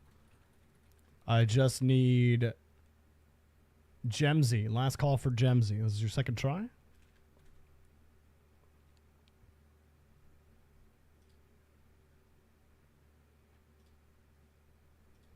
All right, no Gemsy. You'll just have to re-queue, my man. Replacing Gemsy will be Gladiator. Want to see the rebalance happen? Hit that ready button for me, dude.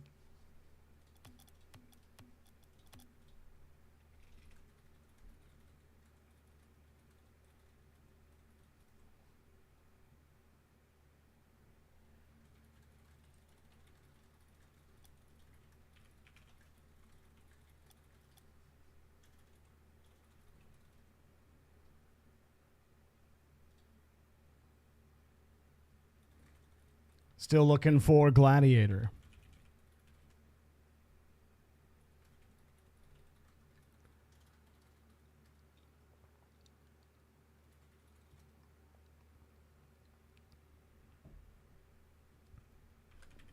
All right, no Gladiator. We'll try him again later.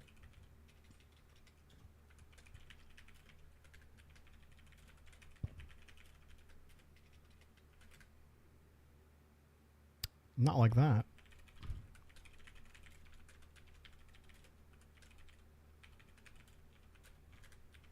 Replacing Gladiator will be Checker 101. You know the drill, Checker. Hit that ready button and I'll create the lobby.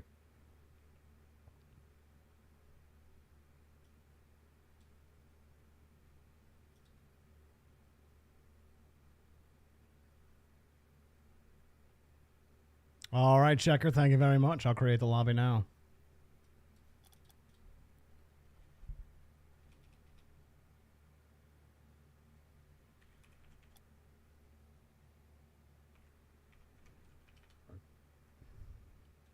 Lobby is up.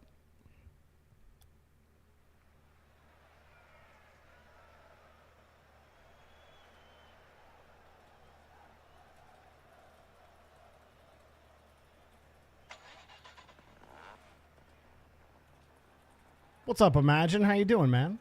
Nice to see you back.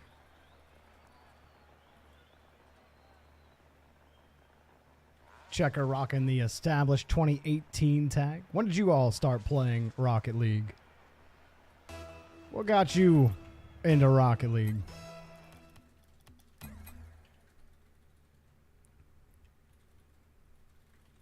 As we wait for everybody.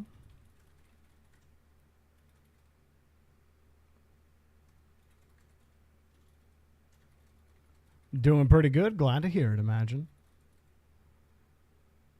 2015 with your cousin. Nice. Season 2. Free play. My first season. Nice, Mimi. You're a new player. 2022-23. Nice, Zeta. Always love hearing people are still picking up the game recently. That's great. April of 2019. PlayStation Plus had a $5 deal. Nice.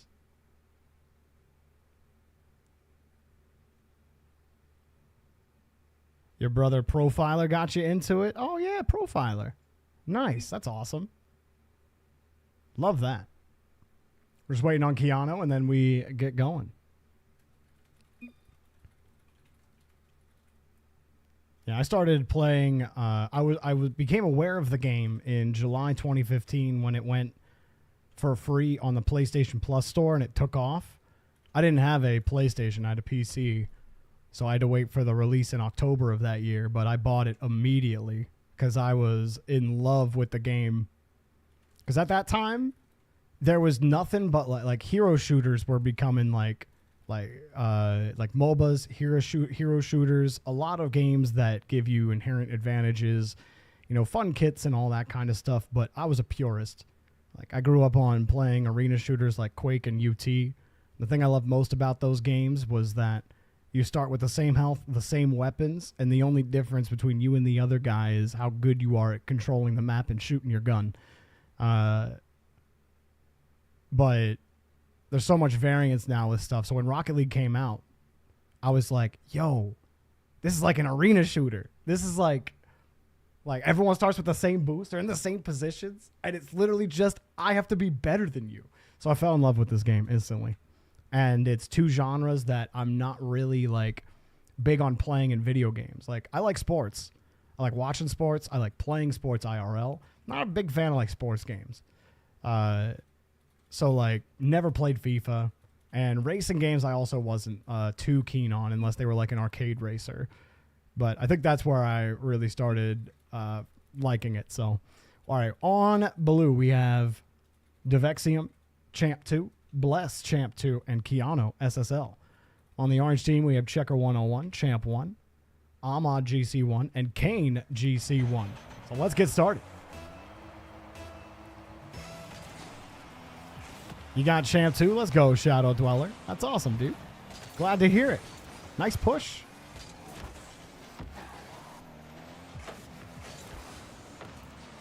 Devexium attacking the ball quickly on defense. Checker spins him out.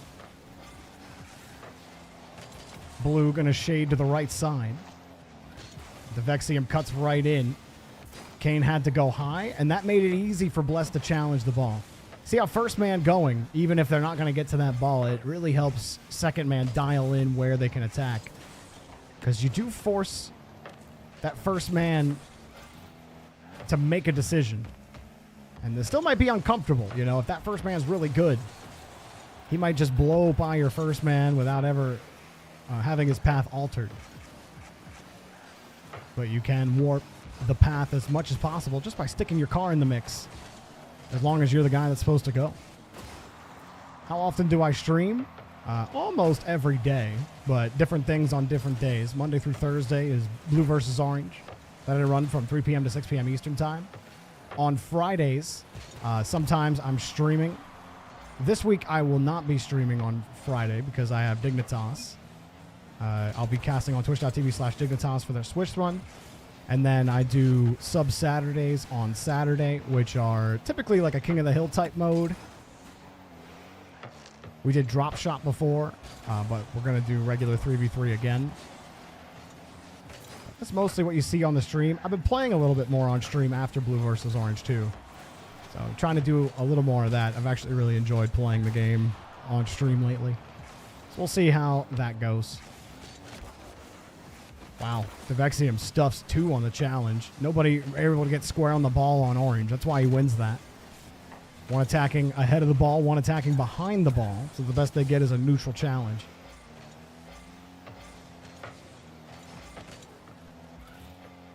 Keanu lurking his second man. Checker gets bumped off the play. Keanu uses the wall to help. Goes for the pass, and Devexium skipped it high. Now Devexium was ready for it. Unfortunately, touch quality left a little to be desired. Keanu plays the wall. Bless, the ball gets away from him, but Devexium's there to cover. You see what the layers do. It's fine that Bless didn't have a play there. He had Devexium on the opposite back wall covering. He had Keanu in front covering the other option. And if that 50 was neutral, he'd have been the one to play it. Devexium would get in there. Good structure from Blue.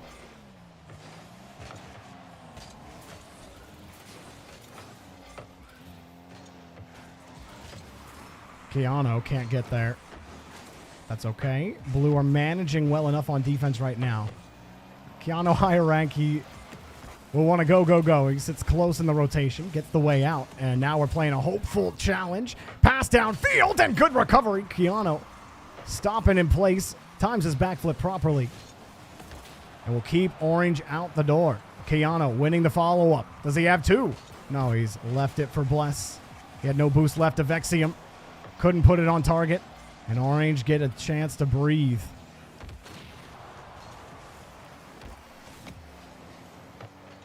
With the Vexium seeing Ahmad there, he doesn't know how much boost that he has. As it's popped downfield. The Vexium rotating back in the middle of it. He ran into Kane. So a respawn, and the ball will bounce right over his head. Ahmad takes the shot off the post and in. Orange will finally break through. And it all starts off that demo. Devexium just, he thought he was going to catch the bounce, but it bounced a little farther ahead of his car than he was anticipating. He had also just spawned, so good luck. Do I do signs? I typically do signs if I come across you in ranked. During the streams, it's harder to get those in, simply because I'm constantly processing people throughout the queue and stuff. Devexium, catch this. And move quickly. A little too quick. But the ball was going pretty fast. He had to catch up to it. It's going to be hard to slow it down from that position. It all comes down to the first touch. Devexium lost it, tried to recover, and he does keep Kane off the mark. Not bad work there, as Checker moves down the field, and Kane takes the save. Free ball. Kane gets in front of it quickly. Orange retain their lead. Blue have been unable to pressure them. Kane dashing down quickly to recover. We'll rotate back. Keanu off the ceiling. Goes for the signature and not able to get the follow-up. Nobody got there.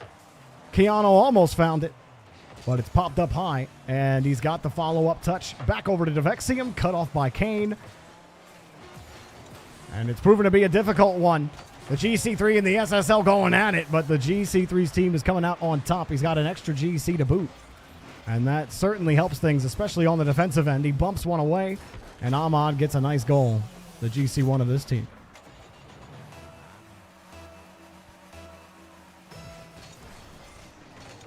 I'm like 200 MMR down in Champ 2 right now. Recently GC1. But I've spent a lot of my time in Champ 3 lately. I'm on the bad end of the suck right now, though. Ahmad hits it over, and it drops to the ground, and that will do it. GG's. Give it up for all 6 players in the lobby.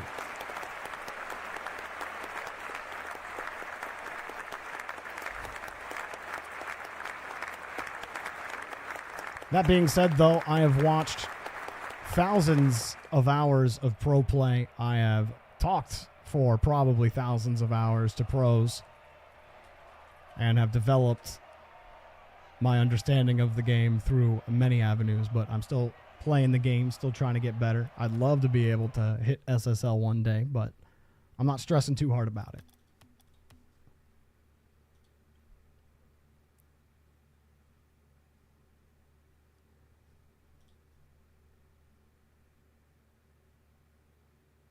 Thanks.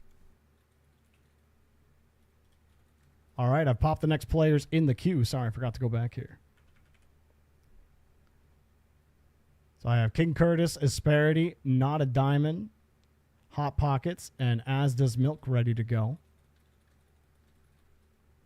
Shadow Dwellers also hit ready. I'll go ahead and create the lobby now.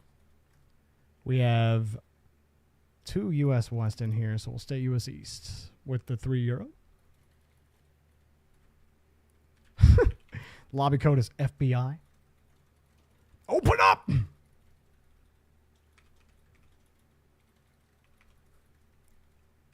All right, lobby is up.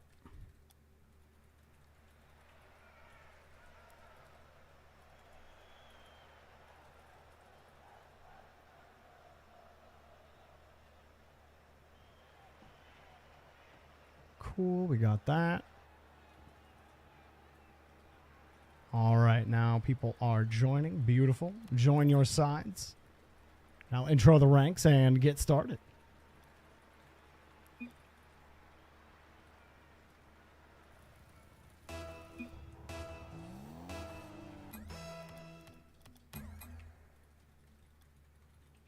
All right, we got all 6 players in the lobby. On blue, we have King Curtis, Champ 3, Not a Diamond, Diamond 2, and Asperity, Diamond 2.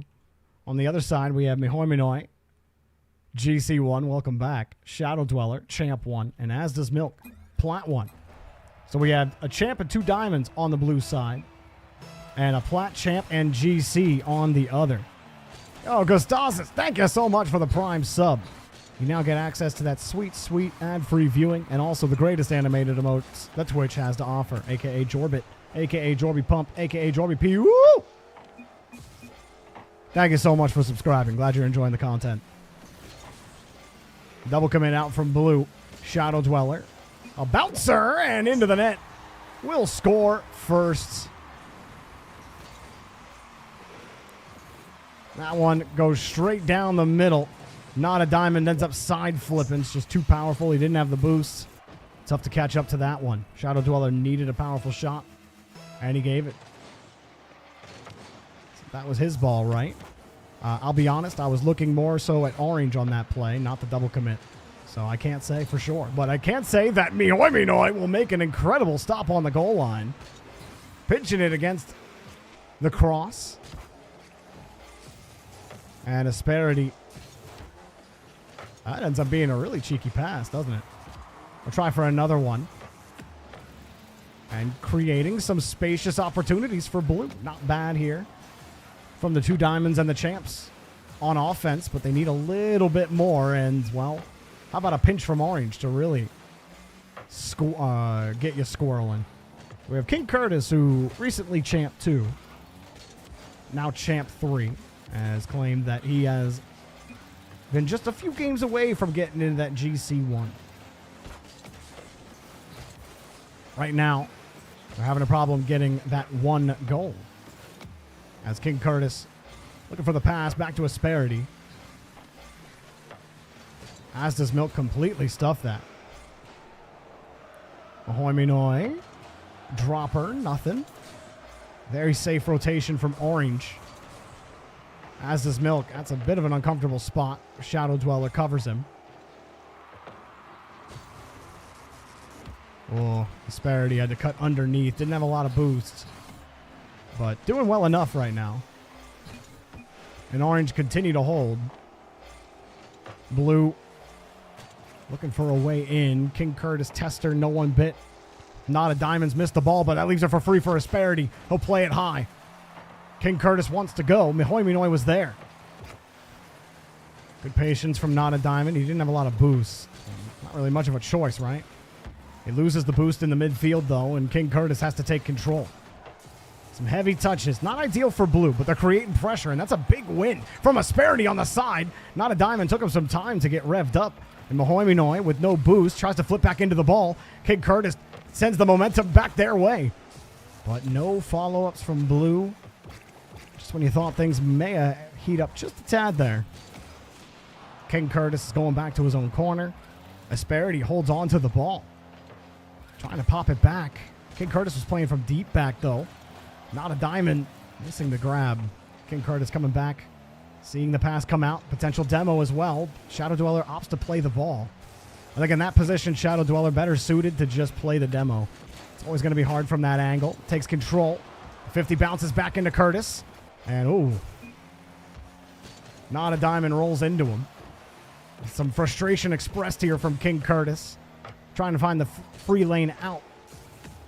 Blue have to be careful. They're not rotating into the ball. Causing issues for their team. King Curtis backing up. Asperity going to play the third. Shadow Dweller harassing. Orange can't quite get possession of the ball, as does Milk. No boost. Not a Diamond. Back pass to Asperity. Mihoiminoi will take that with ease. He's going to make blue uncomfortable. Misses the double, but leaves the rebound. Shot goes skipping high. And if it were a rock-skipping competition, as does Milk would be at the top of the leaderboard. And as it stands, he gets absolutely nothing for his effort there. Mihoiminoi putting it down, and it's off the bar into the net. Everybody uncomfortable on the blue side. As Asperity put this one up, King Curtis, he's lining this up. And he turns the car, expecting it to go farther out. And he says he was unable to read that touch. When you're watching a car fly into the ball and you're unsure about what's going to happen, the thing you have to think about the most is how much momentum does that player have? Where are they going into the ball? And that should give you a reasonable estimation. You know, question 1, do they still have their flip? No, they've been in the air too long. Question 2, how fast are they going? Question 3, are they boosting? Question 4, where should I position? Just bang, bang, bang, bang. But when you're trying to download a read like that, you have to understand the momentum. And you have to understand how momentum is applied to the ball. Slow-moving car, not a lot of momentum, meaning not a lot of power. Fast-moving car on a slow-moving ball, you know, physics. That's what you have to think about when you see that touch come in. There's only so many places that ball could have gone. But it's popped out.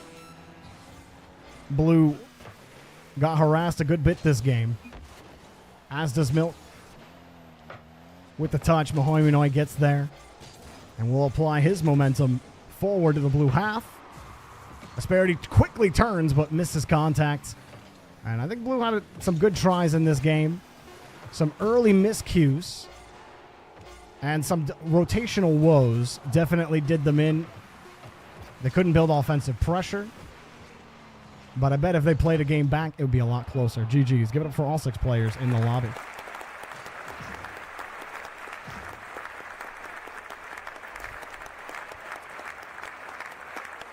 I have to run to the restroom again here really quick, so I will be right back. I will pop the next 6 players in the queue so you guys can hit the ready button. I'll be right back.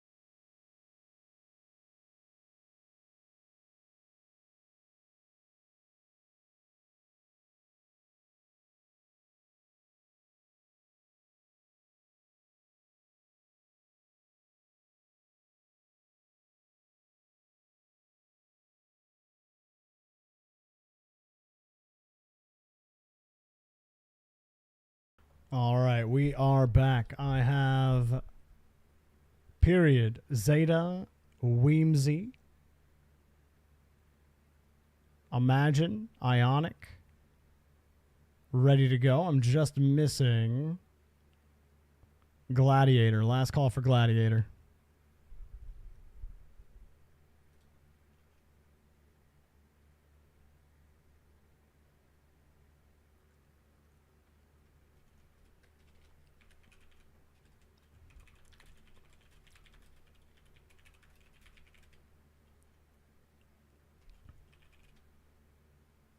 All right, we got Gladiator.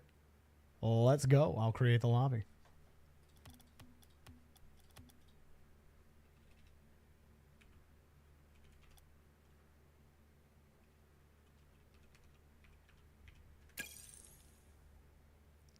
All right, Mighty Lion. Thanks for hanging out, man. You have a great rest of your evening. Sleep well.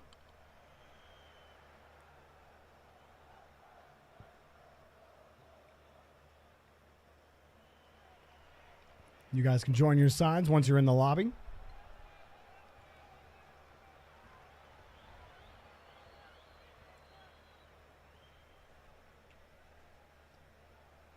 I love how you said in chat, your Asda's bro, ... As if anybody could guess that Mighty Lion and Asda's Milk are related terms. Come on, man.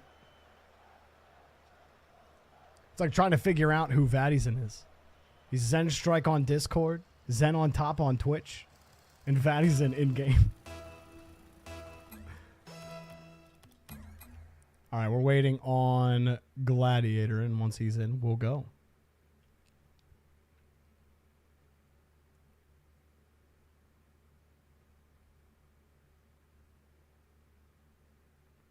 Yeah, I'm totally fine with people expressing frustration, just as long as you're not attacking your teammates.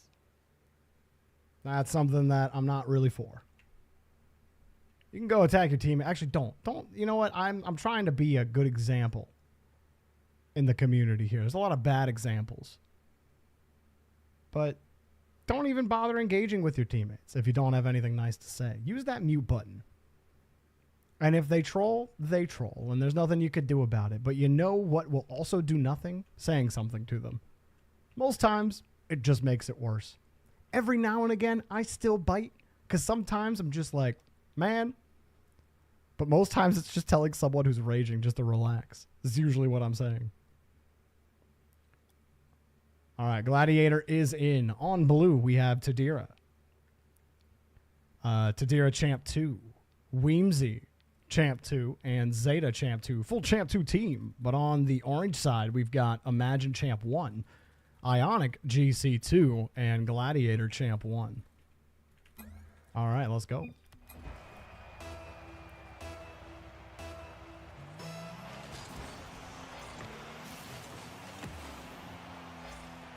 So you use the flip immediately and you think it added power. When you time your flip, at the moment your car makes contact with the ball, you will gain the maximum power on the touch. The other thing that can add power is if you flip through the shot.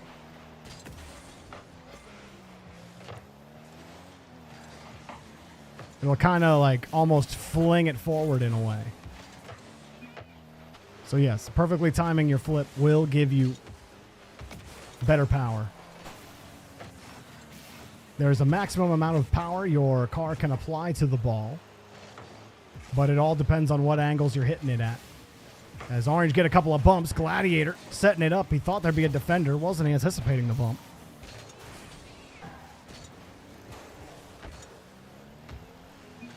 It was with your underside and you used the flip immediately. You probably applied little momentum yourself to the ball. You just redirected it. I'd have to see the shot again, Shadow Dweller.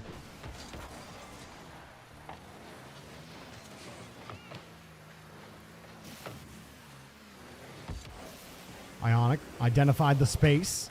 Made a nice move to beat Tadira on the upwards challenge.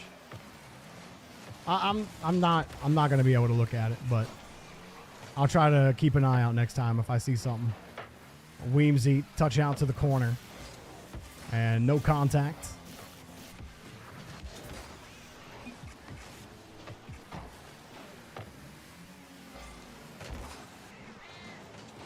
Blue, keeping possession here. Not by much, though. Orange take control of the game. Nice move downfield, Ionic. Bump back, Imagine sitting underneath. And a good save from Weemsy. Very fortunate that Weemsy's touch stayed close. Gladiator was right there. He gives that ball up. You're talking about an immediate rebound shot, potentially. Ionic sitting back. We'll take it up sky high. Reset drops to the opposite side. Everybody on blue trying to get reset right now. You got Tadira waiting on the back line. He sees Gladiator on the side as well. I think that's fine from Tadira. He gets to attack quickly. Weemsy playing third. I have to be careful here. Zeta lets the ball drop down. Just want Weemsy to kind of follow Zeta on that play. Thinks he's going to drop that off, but he's still following. He's still tracking and following the ball. Better to assume he's still playing it and play off of his touch rather than anticipating him letting it go. That's another big thing, is that a lot of second and third men in these lobbies, they hope for a pass. They position for a hopeful pass, but you don't actually know what your first man's trying to go for. Sometimes you end up overcommitting on a play, or you position for that drop-off and you don't get it. And that's tough to figure out in these pub lobbies, especially in a mixed rank portion, because then you have first men who are thinking someone's there for a pass and they just drop it off. The one thing that can fix that is awareness. If you always take a look, if you always know where everybody is, then you should know if passing that ball down is the option. And Ionic just watches Weemsy drive around him for free. He gets the catch. Ionic's looking at it. And he just, why not just challenge the ball? You turn far too late. He turns as Weemsy approaches him, not on the approach. And Weemsy just has a nice little Sunday stroll down into the orange net. And orange team are wondering, what in the world? I think Ionic just got frozen. It seemed like he got caught in the decision of, I'm waiting for Weemsy to give this up. And he's looking at the ball being like, wait, Weemsy has control. Wait, I need to get in position. And he ends up turning off. But Ionic, good enough to wrap himself around. Gladiator getting back into position. Ionic setting it up. But there's just nowhere for confidence Gladiator to go. He's playing a little back as second man. Was hoping for something back towards him. And a high touch. Ionic will get some revenge on the blue team. No problem. So he blew back. Tadira's got the full tank of boost, but Ionic beating the first man. Tadira never really comes into the equation as Zeta was also left without boost.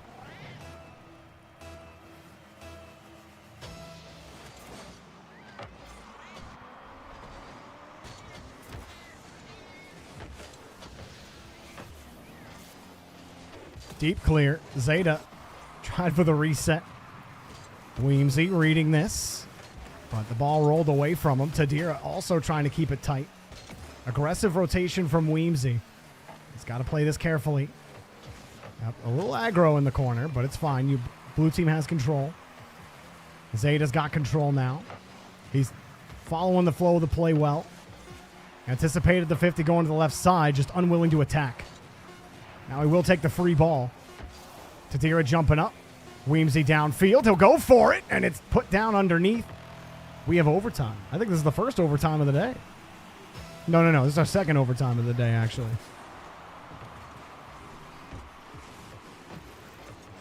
Let's see how long it goes. Weemsy deep downfield. They'll have to get back. Zeta's got no boost.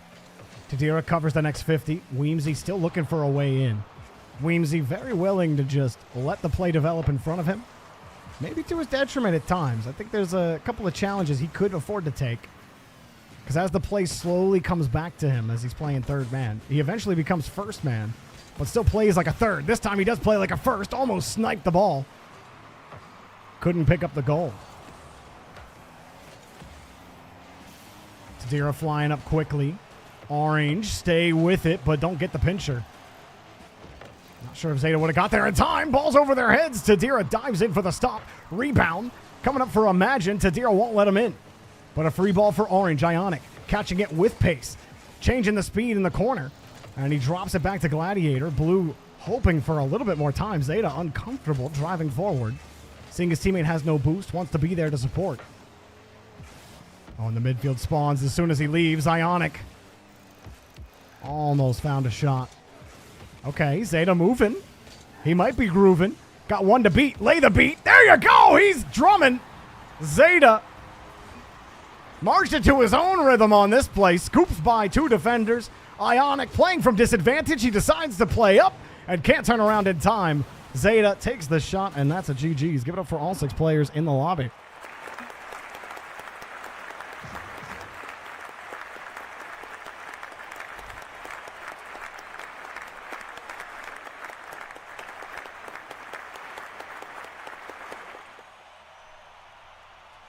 All right, popping the next players in the queue.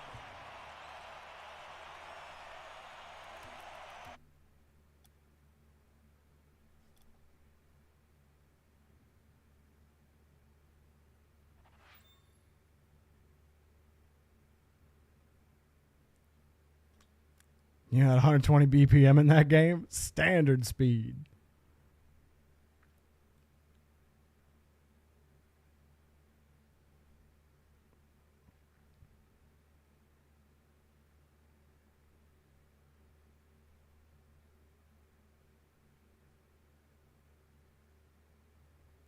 I have 5 players ready. I see Momo Soul, Wet Beef, Platt, Happy Hour, and Jirachi.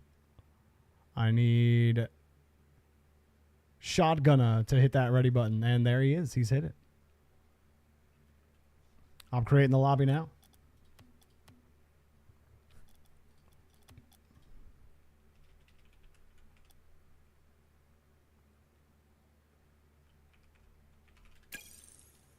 All right, y'all. Lobbies up. Let's go.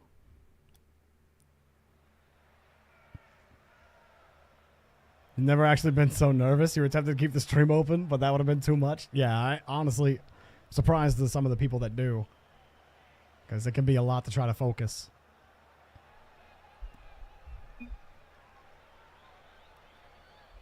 Yo, CJ says, joining the Discord and playing is so fun. I'm glad you're enjoying it, CJ, over on YouTube. Happy to hear it, man. Thanks.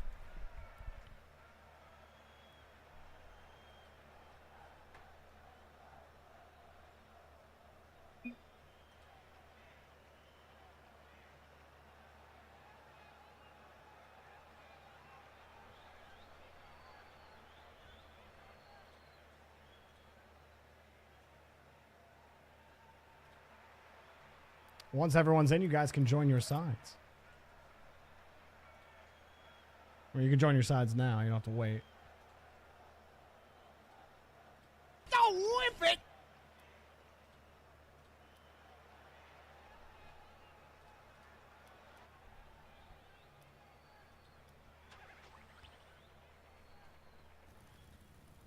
All right, we got Happy Hour on Blue, Diamond 3, Jirachi GC 3, and Wet Beef Champ 2. Nice Nomad. On the orange team, we got Spandex Stew, GC 1, Plat, Champ 3, and Sof Soof, Champ 1. So we have a GC Champ and Diamond on Blue, and then 2 Champs and a GC on orange. But it's a GC3 on the GC Champ Diamond squad. I might be willing to give Blue the nod here in paper advantage. We've got some newcomers in the lobby. We have Wet Beef. Hope you enjoy your time here. We also have Plat, who's brand new.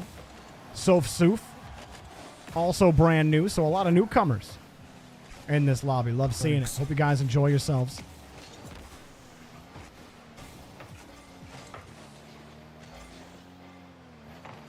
Wet Beef with a bomb. And here comes Jirachi playing it high. Got the double. Turns into a pass, though. Couldn't put it on target. Wet Beef, no angle to put it in. Rotate right back in. And this is quite the beef of a vehicle, for sure. Takes up half the frickin' screen. Nice save. Sof Soof has no boost. Oh, and Happy Hour. Unfortunate. He turned his car the wrong way. Couldn't recover. Jirachi helps bail him out. He's just got, go get boost. Go get boost. Let your third man take over. Wet Beef also got nothing. Happy just wants to play the ball. But go get some boost now. That's a little too aggressive. Orange have the ball. Get downfield. Well, I'm picking him apart now. He's panicking.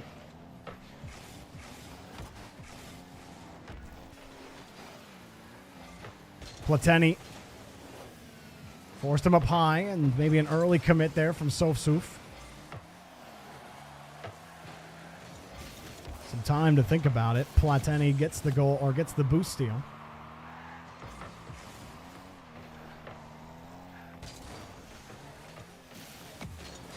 Oh, it's dangerous. Spandex stays with it. Jirachi scoops it out on top of him, and both second and third man playing back, and yep. If Jirachi gets the space, he's going to dice you. It's after that challenge right there. I think it has to be this player right here. I can't remember who it was. I think Happy Hour. But Plateni, excuse me. Plateni coming back. If he sees Sof Soof, his car's backwards, and he's playing close to the wall, that's your time to cut in and try to challenge Jirachi there. Instead, he also decides to stay back. But Jirachi has control. You can't have second and third man waiting for him. So you see if your teammate, his car's turned behind, he's not going to be able to take an effective challenge. That's where you as third man, you can see the whole play. You'll know to cut in, and then Sof Soof can play the loss. You don't have to get to Jirachi. You just got to force Jirachi to make a move. It's the most important part, but if you give him space, he'll be able to reset on you like that. Spandex Stew holding down the midfield. Play shading to the right side. Wet Beef playing it tight. Spandex Stew, though, will take control of the heavy touch. Won't get the bounce. Will play aggressive downfield. Maybe try to get a bump. Plateni. It's credit for the shot, Spandex Stu. No bumps for him. He had to rotate back out. Soft touch, though. Sofsuf wants to play it. Back to Plateni. 3-man passing play. Going downfield, but cut off again. Nice challenge from Happy Hour, but Blue are playing a little far behind. Spandex just going to go. Sheesh. No bump.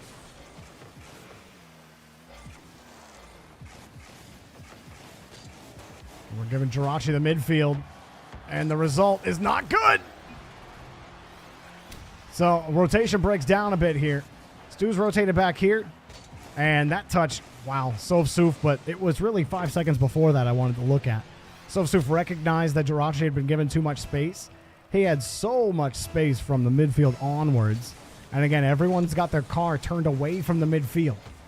Third man in those situations has to recognize when their teammates are both turned, and they got to be the one to make that decision. They're the only one that could, because you're the only one who has the downfield vision. It'd be hard to trust your teammates, your first and second man in a pub lobby, to have that 360-degree vision, even though they should be working on developing that skill.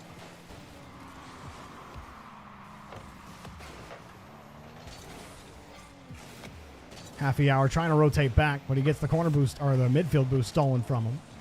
He's got this boost now, and his team wrenches control of the ball. Wet Beef sitting back as Jirachi takes a low musty, no power. And Orange, maybe with a hopeful 50, they can go. Spandex Stu always willing to go. And he'll take control here. Tries for the dish, rolling it, saved, and Orange's rebound play completely out of whack. Plateni forces the 50. Orange trying to push the ball forward, get a goal with any amount of time on the clock. Spandex Stu throws a hard touch, but Happy Hour gave him it right back, and that will do it. GG's. Give it up for all 6 players in the lobby.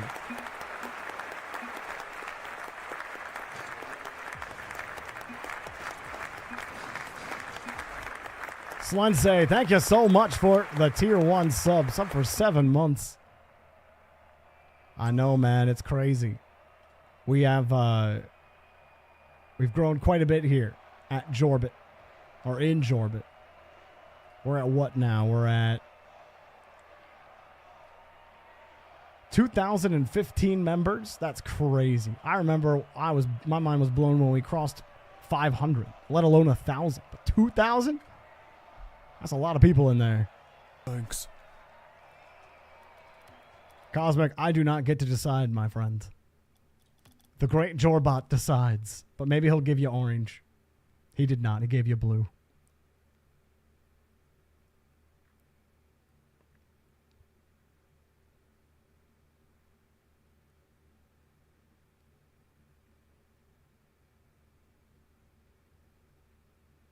If they keep defending goal, can they only win by getting a lucky aerial? It's more so that when you have a GC3 who can control the ball, your first priority whenever he's on the ball is to make sure somebody's covering him. Playing back and defending goal is a role somebody should have, but not everybody. And Orange got caught multiple times, multiple players defending the same spot. And we got that. That's cool. 1 second.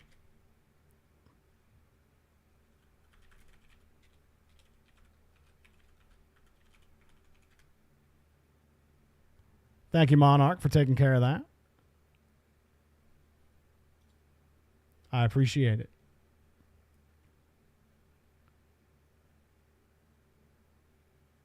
All right, we got all 6 players ready. I'm creating the lobby now. But to finish my thought, if you're good enough, you can play back like that. But there's always inherent risk because you're playing against the momentum of that player.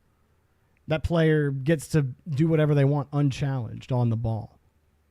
So, yeah, you're hoping that he just messes up. So there is a degree of luck involved, but that form of luck meaning you're just counting on the other player to mess up. That's the only form of luck that you'll have there. All right, lobby's up, guys.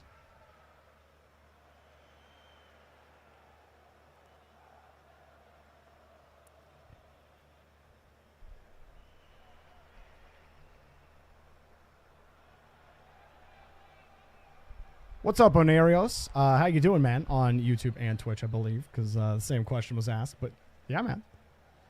These are always fun. This isn't a tournament. It is just kind of a single file queue. But teams are auto-balanced, and we have a great time with it. So I'm glad you're enjoying it as well. We have a special guest, Cosmic. S5 Cosmic. Most known for his 1v1 ability at the top of North America, or near the top of North America for the most part. He is one of the best players that has participated in Blue versus Orange. I think this is his third time playing. Well, we'll find out. Cosmic, he's definitely going to be a fun joy in the lobby for these players. He's not your average SSL. You know, guys like Keanu and Regser, they're great at the game at the SSL level. But Cosmic and many like him show you that there are levels to SSL. But Orange, don't let it psych you out. Just get up there and challenge him. You got to turn your monkey brain on a little bit. And you just got to jump. It's going to be tough. He's already got the first goal of the game. Now, I did hear that Decisive Banana almost clipped on Eris in RLCS quals. I don't think they were. I don't think they were hamming it up. That was his teammates talking about it. But hey, let's see what he can do. Decisive Banana. He only comes in at GC1. Jorbot gave Orange Team 2 GCs and a Diamond 1 to handle Cosmic and company. Cosmic has G-Wob and Mimi King on their team. Diamond 1 apiece. Oh, actually, sorry. Mimi King Diamond 2. G-Wob Diamond 1. Decisive Banana makes a nice move. That will put some extra pressure on Cosmic. But I think the last lobby he was in, it was a similar makeup, and he had to play. He'll run into his teammate here. Mimi King won't get the control of the ball, though. Orange gave him the space. No pads available for Cosmic. The play comes towards him. He gets bumped off his route, and that's how you take him out of the game. Just bump him. He might face a lot of that. And it's partly my fault because I'm telling you to attack him. But hey, Orange are holding them down right now. As Decisive Banana gets a light touch. Cosmic will take the ball. Mayo gets there just in time. Blue are forced to dump it out. Exit him. Dropping straight down. Mimi King. Not the best angle for him to sit. Again, he's playing the same angle as his teammate there. Cosmic with a reset. Popped it over everybody. Mimi King was not playing aggressively enough as second man. He played behind Cosmic on the play. Couldn't get around the ball. And Cosmic jumping for it. Mimi King also taking control. The diamond will... What? Huh? We got smoked, bro. How did it not go in? Huh? Explain. Cosmic with the reset double, and he set him up. G-Wob gets a beautiful goal. Look at this. Everyone from Orange freak out. Decisive Banana was expecting a shot. He never got one. G-Wob was there, and that is a goal for the blue team. Cosmic showing you what that excellent control does. And we don't see many SSLs join up that have that kind of consistent control. Decisive Banana will split the gap. And maybe that can be enough. Cosmic going back over to the side, and there's no one there to back him up.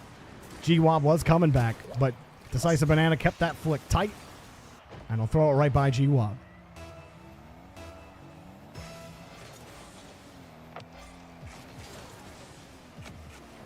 Mayo playing the ball fast, seeing Cosmic there. Gets it back to Exit him. Cosmic will play it. And if I'm Mimi King and G-Wob here, I'm letting Cosmic cut in front of me at any given point in time. I'm letting Cosmic cook.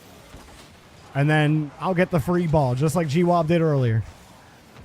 Don't try to play alongside him. Don't try to stride along with him. Just let him cook and then pick up the scraps. That's the best way to play as a diamond with a pro. Or with a pro level 1v1 player at the very least. Popped up. Cosmic. Double tap. Goal! There he goes. Feathers the boost, and he shows you why the first touch is the most important part of a double tap. G-Wob sets him up, freezes the defense, but you see that touch? He doesn't have to use almost any boost to correct his position, and he's got himself a double tap. He did make top 16. We'll just call him a pro. It's no problem. No need to correct myself. As Vitality says, you know, a professional player is someone whose main activities are esport activities. Orange pick up on this. Exit him. Ends up in an unfortunate 50-50. Not really his fault, just how the way the ball bounced down onto his nose. Skips across back to exit him. Decisive Banana will steal some boost, but everybody's got boost on the blue side. They don't need that corner yet. Touch gets away. Exit him, flinging back. Decisive Banana trying to track this as best as he can. The tough part is finding the touch into a follow-up spot on defense. Well, you got Cosmic, who is a top 16 player, or top 16 team player in North America, and also at the top of the 1v1 ladder in North America. Mimi King flinging it across to Cosmic, but it gets stuffed on the play. Bouncer! Hey, G-Wob, that's a beautiful shot. He gets a little pinch on it.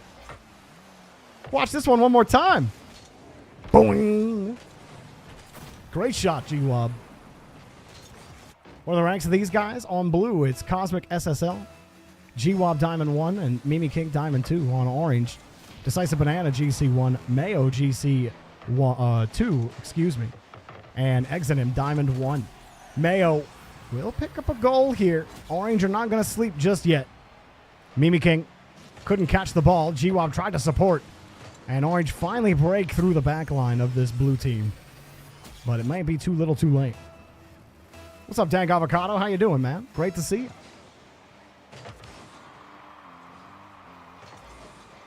It would be great to see an Orange comeback. Mayo got credit for a save. Cosmic not on target. G-Wob not on target, but it got bumped. Mimi King flings himself back into the play and missing the wave dash. That's okay, though. But Decisive Banana, he's got you covered. Mayo cutting in early. Exit him, trying to figure out where to sit. He'll play tight. He'll just jump. Not a bad idea. Decisive Banana. Oh, just plays it away. He's got a chance. He's got a catch. Decisive Banana! Woo, baby! He just plays this away from Cosmic, who dove the route. He beat the first man, SSL, Decisive Banana. Look at him go. RLCS quals did my boy good. Okay, good kickoff. Cosmic's got no boost here. Decisive Banana knows it, just going for it, and he can't put it on target.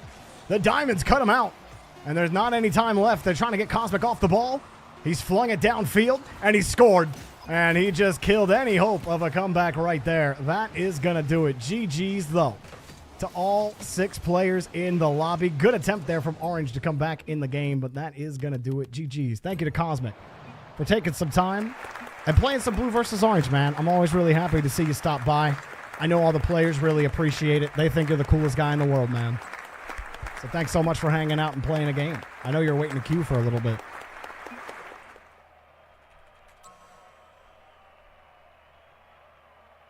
All right, that's a blue dub. Let's go ahead and pop the next players in the queue. Thanks. Hey, Jerry KBM, thank you, man. I'm very happy to be back on the main stream.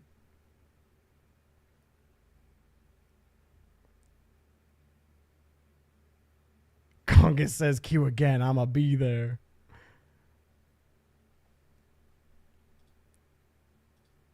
Good stuff. Yo, Destiny Matador. How are you doing? Over on YouTube. Hope you're doing well. We have both of our moderators in this game. We have Slensei in a game again. Always love Slensei queuing up. See, Slen, Monarch, Shade, Dreary, Vadison ready to go. I'm just missing Crazy Coltrane. Once Crazy Cole hits that ready button, we'll be good to go. What's up, Rain? How you doing, dude? Great to see you. Oh, you're heading out of here? I think I said hi to you earlier, though. Cosmic was none of what you're bringing, huh? Nah.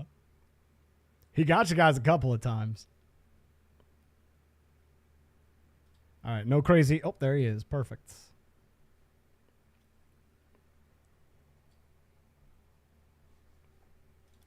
Setting up the lobby now.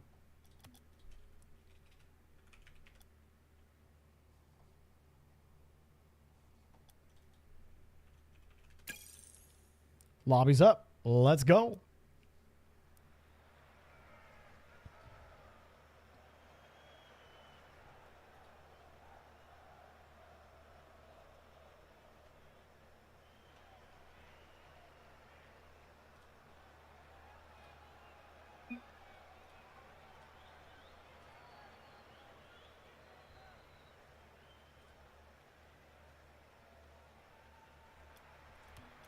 When do I arrive in London? Some days before shows start. Whenever rehearsal day is. I have to look at my flight itinerary again.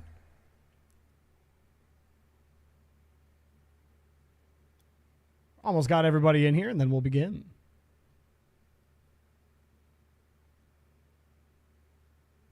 All right, Mimi. Thanks for hanging out, man. You have a great rest of your evening, dude.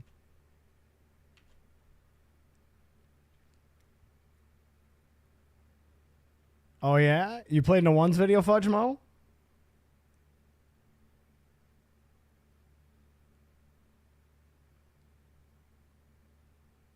Waiting for one more. It is Crazy Cole. As soon as Crazy Cole's in, we'll go.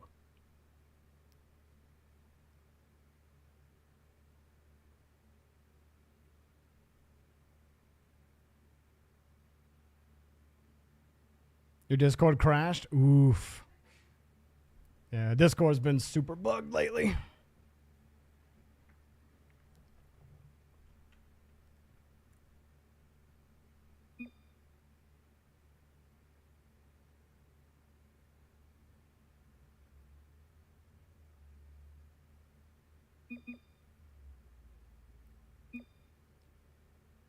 You nearly beat it, Ivan from Resolve. Only 11-2. Dang, you played Ivan?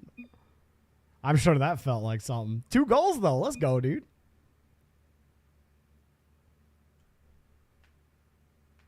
Oh, thank you guys for getting him. I didn't read his. I can't get the codes. Thank you, Time Walk. I appreciate it.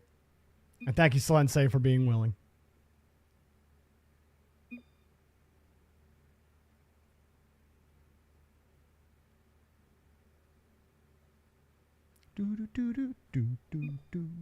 All right.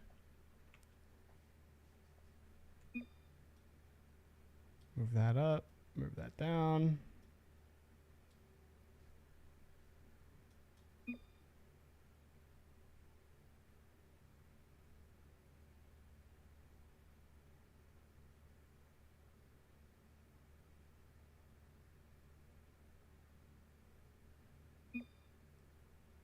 You once lost to Lion Blaze in a LAN tournament? 1 in 11 4 years ago? Dang, that's crazy. All right, we're just waiting on Crazy Cold Train. It's taking him a second because he's got to grab the lobby info from an uncomfortable spot. Worry not. There he is. All right, on the blue side, we have Slensei, Diamond 1, Dreary, Champ 3, and Crazy Cold Train, Champ 1. Look at those wheels. Sheesh. On the orange team, we have Shade Kami, GC2, Monarch, Diamond 2, and Vatizen, Diamond 1. Let's begin. I think that Shade Kami GC2 was recent. I don't remember that. Shade, weren't you champ before? Or were you always GC1? Or were you always GC2 and I'm just absolutely crazy? It's always possible. Well, Shade will score first. Take control of it and just straight up dunk Crazy Cold Train. Poor Dreary had no clue what was hitting him. Ball went flying over his head. Nice challenge to start the day. Start the game. Started GC1. Got it. I was going to say, I don't think you were GC2 before. Well, congratulations on the rank up. That push from 1 to 2 in GC is very difficult. Especially nowadays. That goes right back in. Oh my. Shade Kami just picking up 50s. And I think Crazy Cold Train, as he's watching this come in, I like You know what? In that position, when there's a contest on the side like that and you're rotating in as third man, stop driving. Keep your car pointed towards the goal and kind of turn in a little bit, right? But wait to see what happens with that 50, because it might be easier for you to dive with your nose pointed towards the goal line, sitting at the back post waiting, than it is to turn into the net and hope to play that, especially when it was that close. It might have been better to wait on the goal line. It's another valid spot to sit. Not saying it's the worst spot, but Coltrane definitely took away the outer option when the inner option is technically covered by a second man.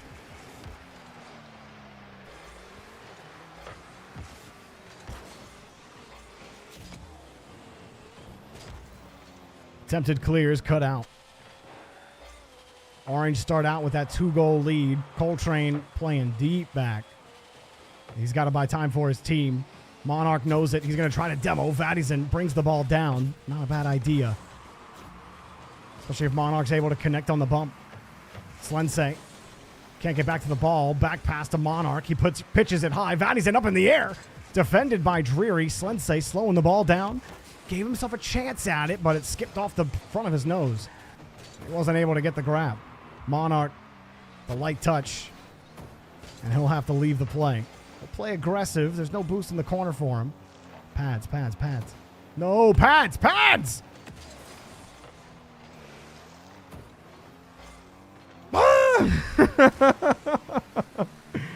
Oh, if you pick the pads up, imagine the counterattack he has there.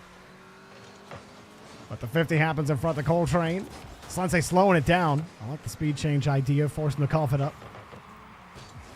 Slensei sitting tight underneath, no contact. Crazy Coltrane all by himself. Shade gets the 50. Slensei getting chipped by Monarch. Monarch with the shot! Bar down skiing in! And he'll stretch that lead a little bit further. Bumping Slensei out, and he doesn't get the boost, but he will get the ball.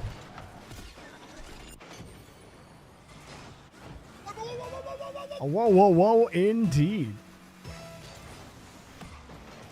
Great shot from Monarch. I can't find Vadisen. There he is. Slensei has him beat clean, but Shade has rotated back. Uh-oh. Uh-oh. Oh, yeah. Good idea on the fake delay. Shade, no boost. Can't do much with the ball. He just gave it up. So here, this is a difficult spot for Shade to be in. He's got no boost. I think he just jump in front of that and hold. Jump in front of that and hold. Don't flip. Because you're already off the wall. If you make it look like you're going to go, just keep yourself above that ball. And then use that little bit of boost you have to boost down with it. But keep your nose on it. If he does hit it with power, it's a lot better. But some risk because he had to go and get the ball while it still had a little bit of height. It's going to be a lot harder to actually hit that ball and get the timing right. That's why I think you go with the safe option there.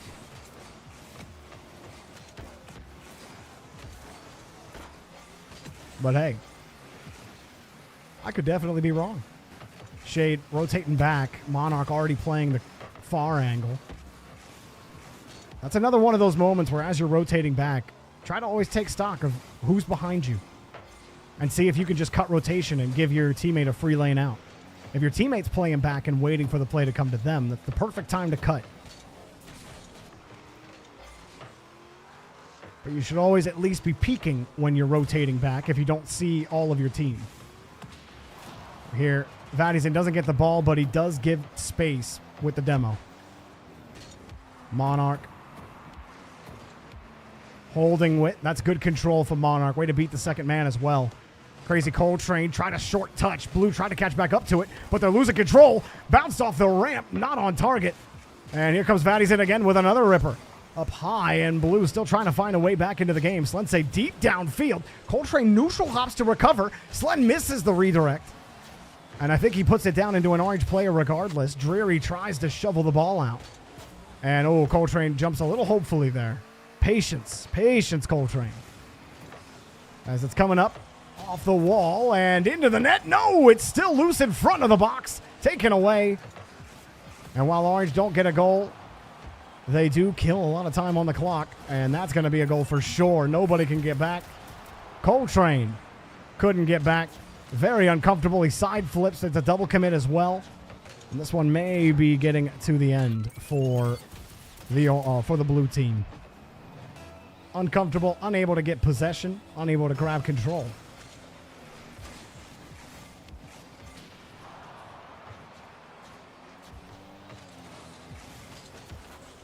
That's okay. Drury gets there. You are in hopeful mode. That's a good leave out. But Coltrane, again, a little too happy to go for the ball.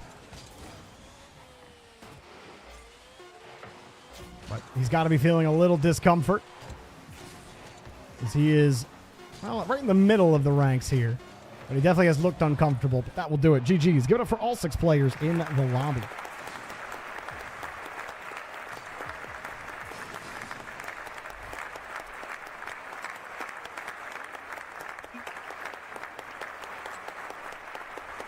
All right, pop on the next players in the queue.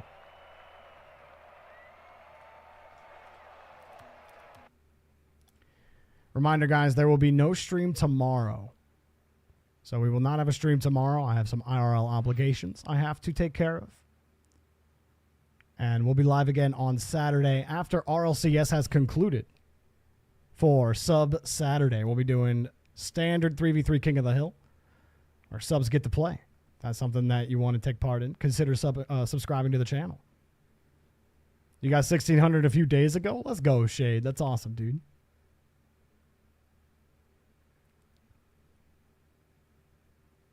Need 3 more players to hit the ready button. I have Devexium, Chemo, and Rep Zombie ready in the active match channel. Please go to the active match channel. Hit that ready button. I need Potatoes, Dark251,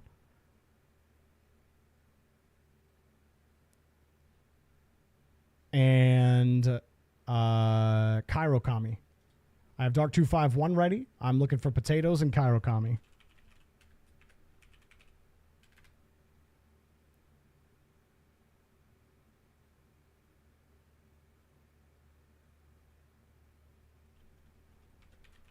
All right, no Kairokami or Potatoes. Move them out.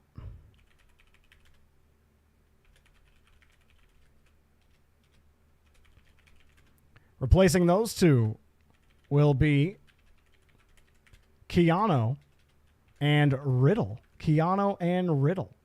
Hit that ready button after you see the rebalance.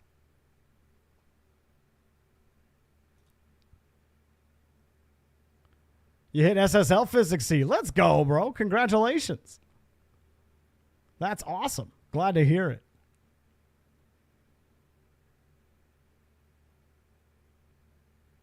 All right, I think I'm just waiting for Keanu to hit the ready button, and then we're good to go.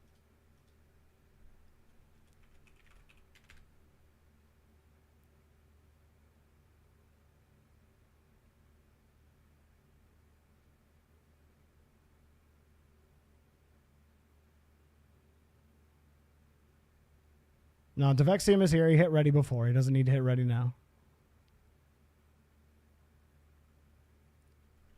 All right, no Keanu.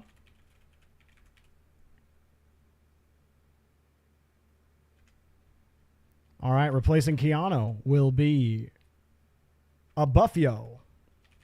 A Buffio. Go ahead and hit that ready button in the active match channel in Discord as soon as you see the rebalance happen. All the lobby information that you need is at the very top of the channel. You'll see the lobby code and your team composition.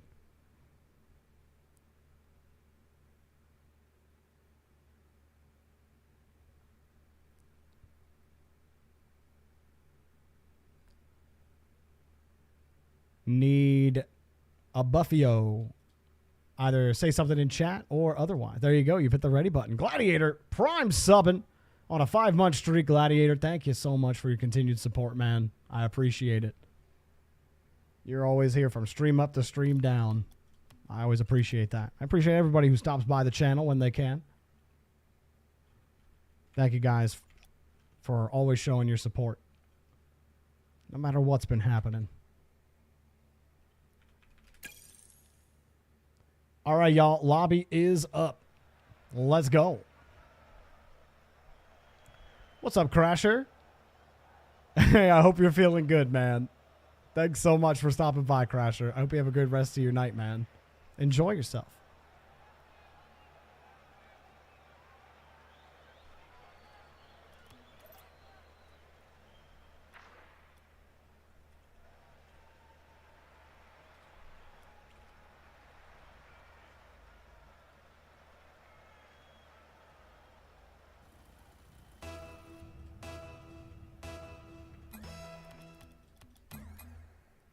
All right, just waiting on the last two to get in here, and then we will be good to go. All right, Dankakato, thank you so much for hanging out, dude. Who are we waiting on? We're waiting on... We got Buffington in here. We need Oligarchaz. Oligarchaz, a.k.a. Riddle. We have Blue Team ready to go. And we're just waiting on one more.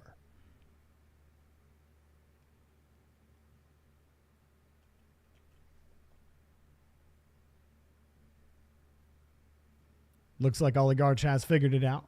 He'll be hopping in the lobby in a moment.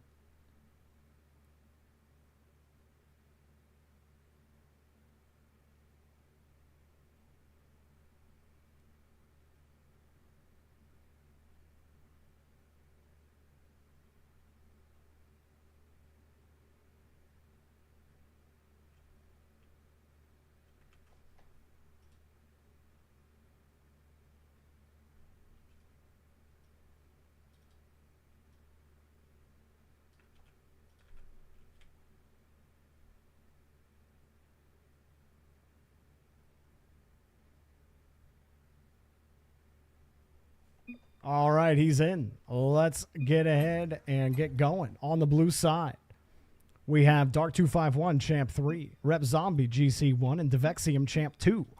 On the orange team, we have brand new to BVO, DS Buffington, C3, Chemo, GC 2, and Oligarchaz, Diamond 3. Oligarchaz and Mr. Buffington, brand new to blue versus orange. Hope they have a great time in the lobby. Thank you guys for queuing up. Dark251 will start with a quick read off the kickoff, trying for the ceiling. And Devexium unable to get that grab.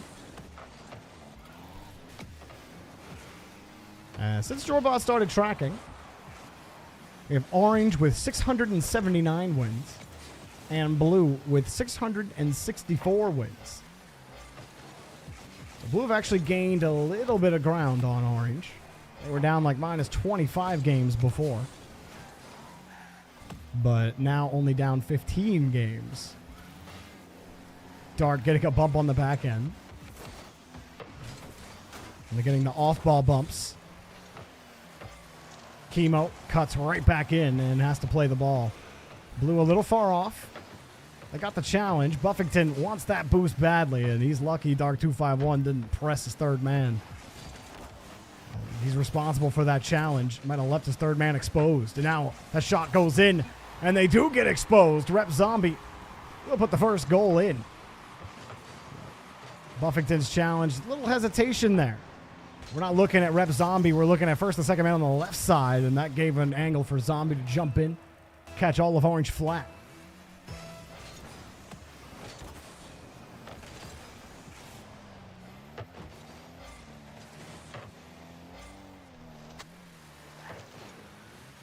Devexium will let it go, and Chemo will get there. Dark251 will let the ball go.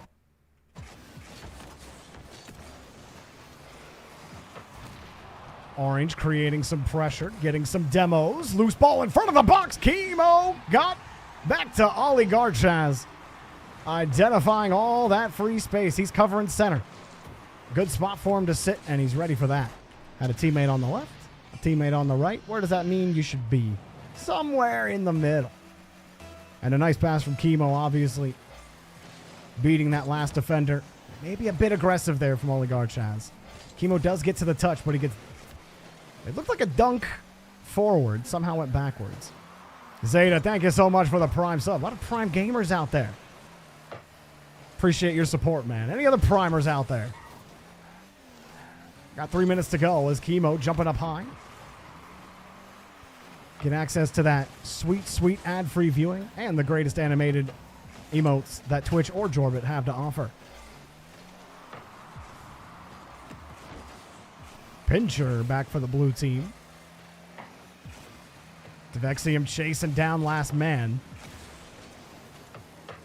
Did keep him flat a little bit. Blue get to keep possession. I do think Devexium's attempt warped the rotation just a bit. But unfortunately, he over-rotated afterwards and dove for a ball that he shouldn't have went for. Here he's got the save. No rebound comes.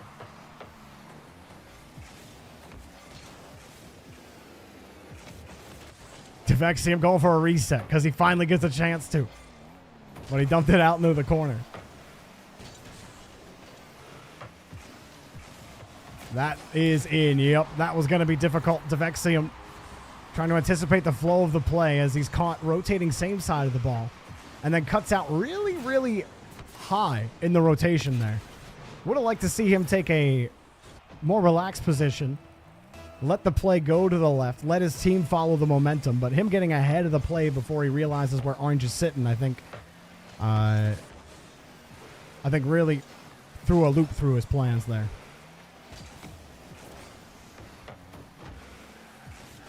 Devexium, push out. No contact. Chemo is GC2.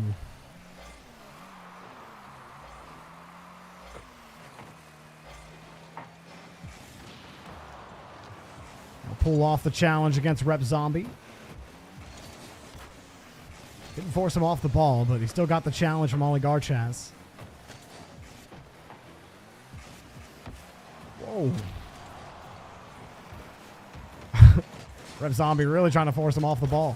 Hey, he gets a shot. Devexium almost forced it. Buffington's waiting downfield. Rep Zombie will take his space. Not feeling threatened by Buffington at all. Buffington sticking on it. Oligarchas a little uncomfortable. Dark 251 comes across. Devexium takes a hopeful challenge, but he can't get back to the ball. Rep Zombie takes another 50. Back to Dark 251. And Blue are lurking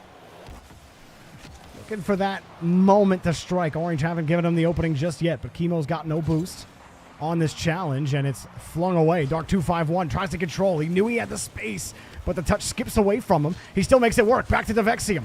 Low, slow bouncer. Ain't gonna get it done. Rep Zombie buys plenty of time. Dark 251 plays the touch. Well, again, keep it close. Follows up, beats second man. Devexium getting back into position. Rep Zombie lets the cannon fire, and he's got his mark. Landed it in the bullseye with 26 remaining. Sitting back downfield. Buffington hoping he can stretch, and he flipped off the ball. Oh. He had his angle, and he psyched himself out.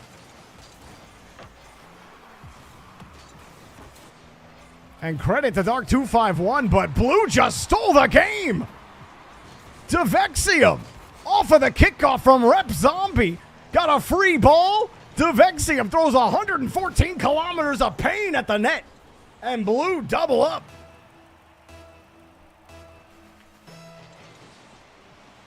.22 seconds remain. Buffington will take the challenge. Chemo looking for a way in. Orange all of a sudden have to respond after leading for most of the game. Oh, Chemo with the rebound.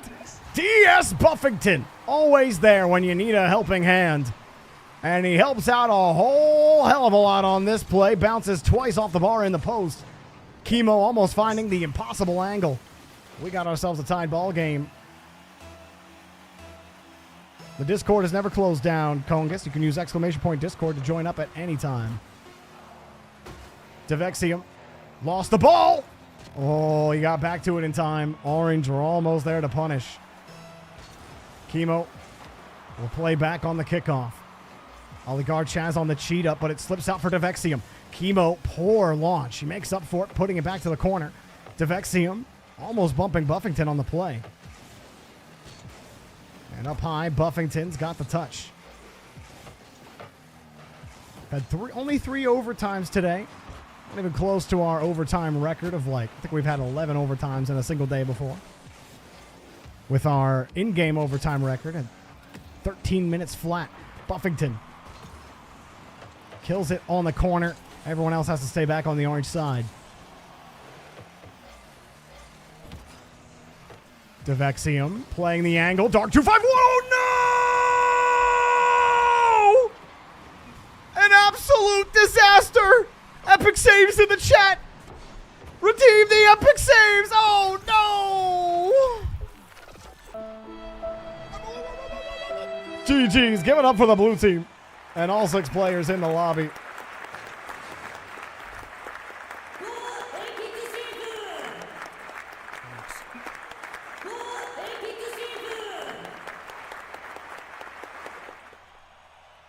Blue win another.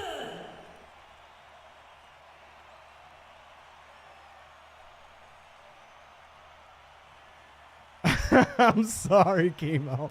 I gotta give the chat something to throw tomatoes at every now and again. I know. It's all in good fun. All in good fun, Chemo. It's all good. It's all good. All right, YouTube stream. This is where things will come to a close for you guys. Thank you so much for hanging out on YouTube today. Again, we do Blue versus Orange every Monday through Thursday from 3 p.m. to 6 p.m. Eastern Time. Tomorrow we will not be live because I have stuff to do and I just can't stream. Just how it is. So Twitch, we're all by ourselves.